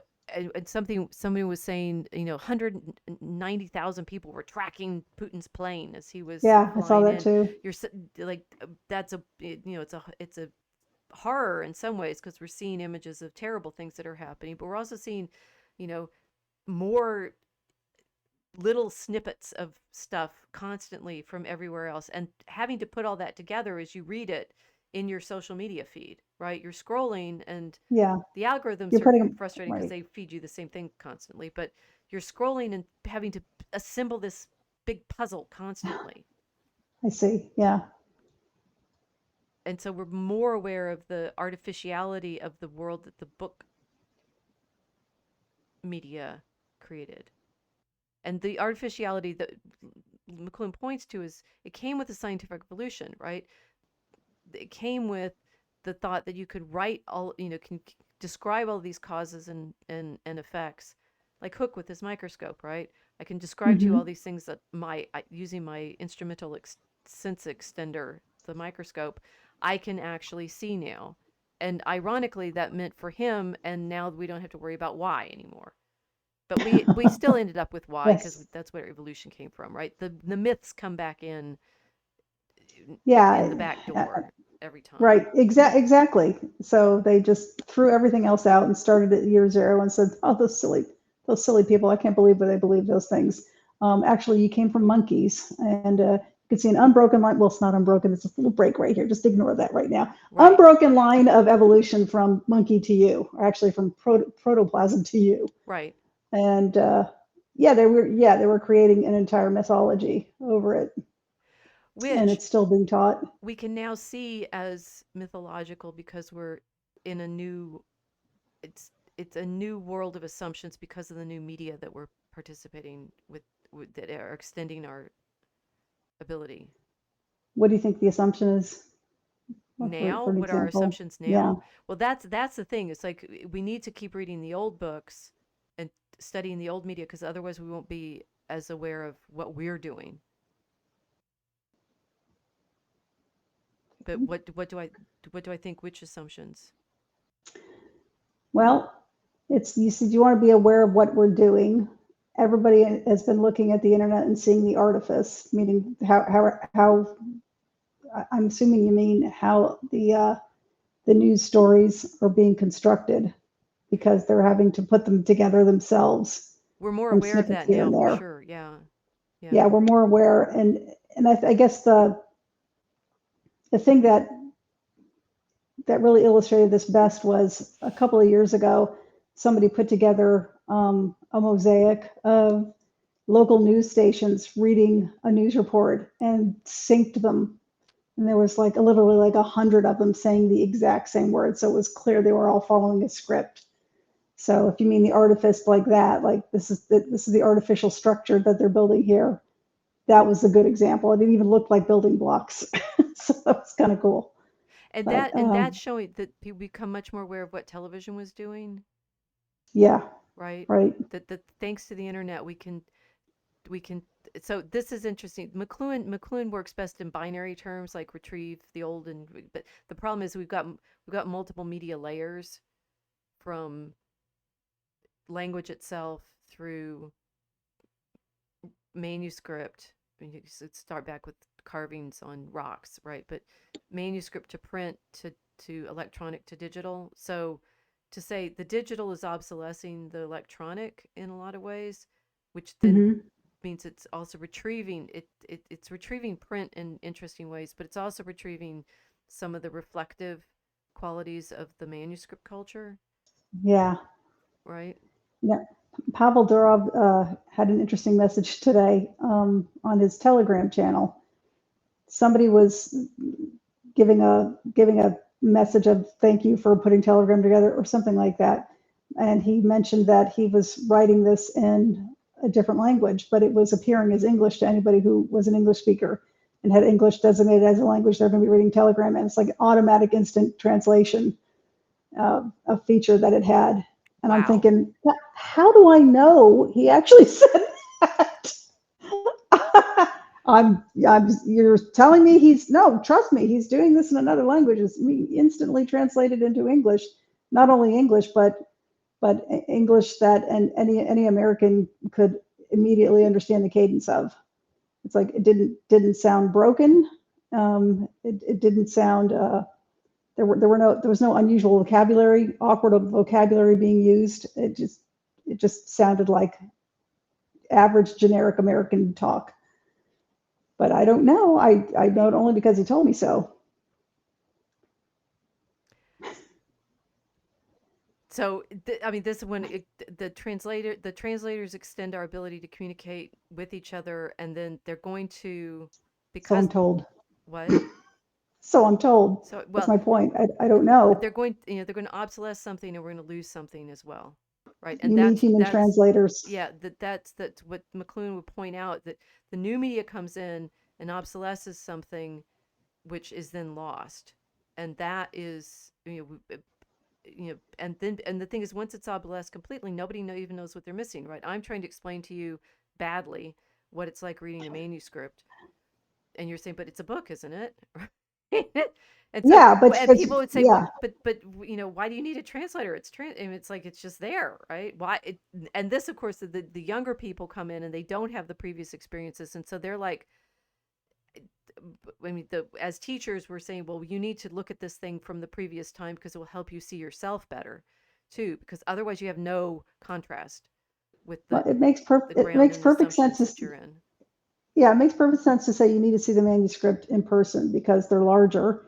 There's a lot of stuff written in the margins. Right. Why were they writing them in the margins? That's an interesting question in and of itself.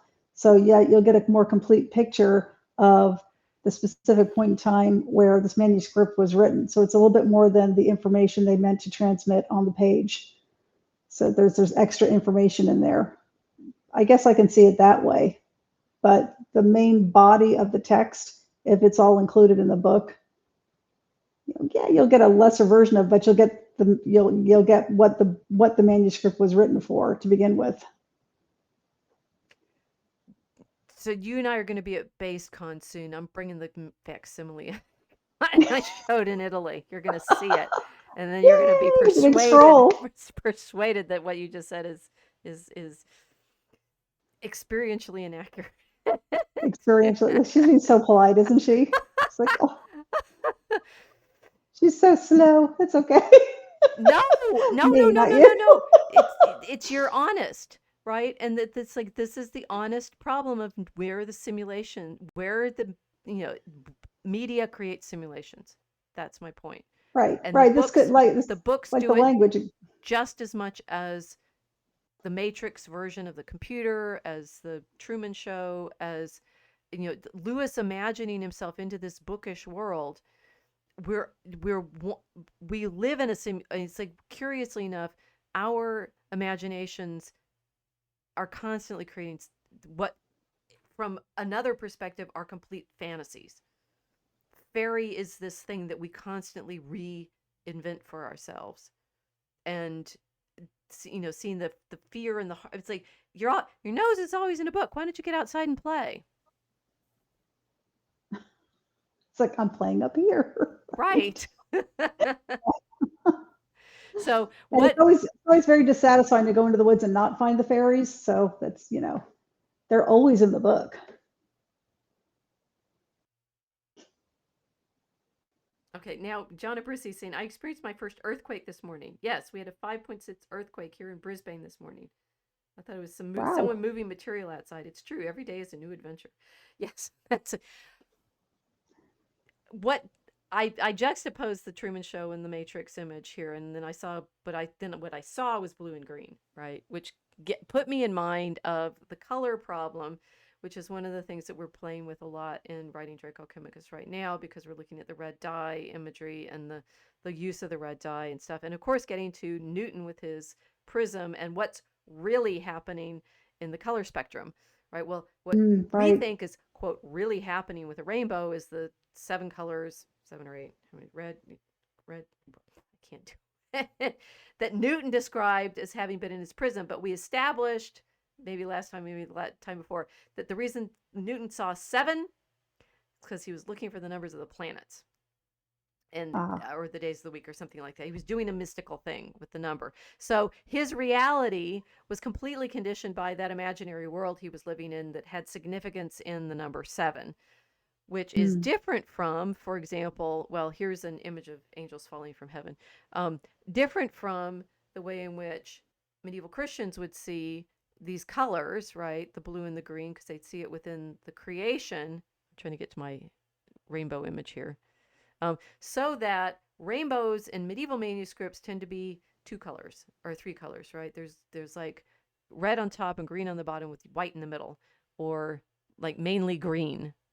Mm. And that made me reflect. I thought I had my pictures all in the great order.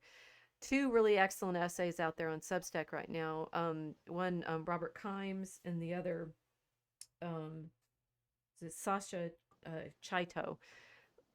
Robert was talking about green, Sasha was talking about blue, and both saying how our experience of these colors, even though it's like our eyes haven't changed, right? Our sense Hmm. of what the colors are shaped by our language using them, not whether we can see them or not. Chaito was talking about how it's completely inaccurate to say Greeks couldn't see blue because of the wine dark sea, which was used as an insult in the 19th century to say those primitive Greeks, they couldn't see, Oh. blue, when in fact what it was a different way of describing the play of light on the water, right? Mm. It's Yeah. the Greek images were all describing the movement and of the waves and the sparkling of the light. What color is the sea anyway? Well, Robert was showing in his Via Medievalis post how, a number of images where the sea is green, right? Here's a blue whale in a green sea. Which were medieval people blind and they couldn't see what color the sea really was? Were, Greeks blind and they couldn't see, or they had no cognitive space for describing color? We are constantly framing our reality by our descriptions and vice versa. And what's, sort of, I think, fascinating and interesting is the way, because of the internet, we're losing our ability to see some things, but in proper McLuhan fashion, we're gaining ability to see things that have been invisible for a long time to us. Just kind of hopeful. Okay. That makes sense. Yeah. Yeah. It's a great noticing, right? It's like, wait It's a a minute. it's the great Right. noticing, and it's happening because we're here in the internet doing videos that we can have different kinds of media experiences with. You see why we try so hard. We really want to be in here with you guys, hanging out, doing the media thing. Yeah. Okay. So JC saying translation is an art, not a mere mechanical thing. Otherwise, you get those problems. Yes, and that's the thing. All of these are. I mean, translation is a real art, and the bots are going to make mistakes Yeah. inevitably. Just as printing, I don't know whether I've persuaded Casey yet. To get you to realize that a printed book is an incredibly aversive alien artifact, and that you can enjoy reading a book when it's stripped of all reality. And oh yes, this I'm I had I'm reading some of Sarah's stories right now, and they're really evocative and riveting. Mm. Why? Right? It's like it's words on a page printed. None of her, sort of imagery and visual and presence and such, like we had with her, talking with her a few weeks ago. And yet I can delude myself into thinking that it's this deep and marvelous experience.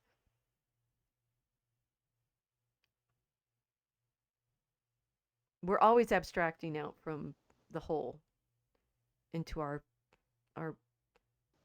limited artifacts. I guess maybe that's what my Fall of Angels image is. We're all fallen out of the fullness of heaven. But I'm not sure that that means that we don't make art, because we are made in the image and likeness of our maker, as he or he is making Adam and Eve. Dressed as a pope for some reason, in purple robes, which apparently the purple becomes less accessible after the Ottomans take Constantinople. See, there's all history in whether the way we're able to do the It's all connected. it's Yeah. all connected. When did I get to the end of my pictures tonight? Let's see. I showed you the sea. I showed you the rainbow, the pattern, the mosaic, the Cosmati pavement at Westminster. This is where we're aiming. Yeah, it's pretty incredible. So that you can see the mystery and the riddle and the design and the mosaic, all from, well, reading books and some other things.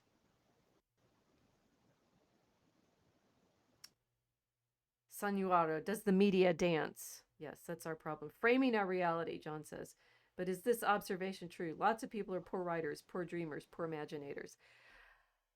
We can get better at it, right? We can train ourselves in the skills and recognize the craftsmanship. And the thing is, I hope what is clear, we can't get back to the Middle Ages. That's ridiculous.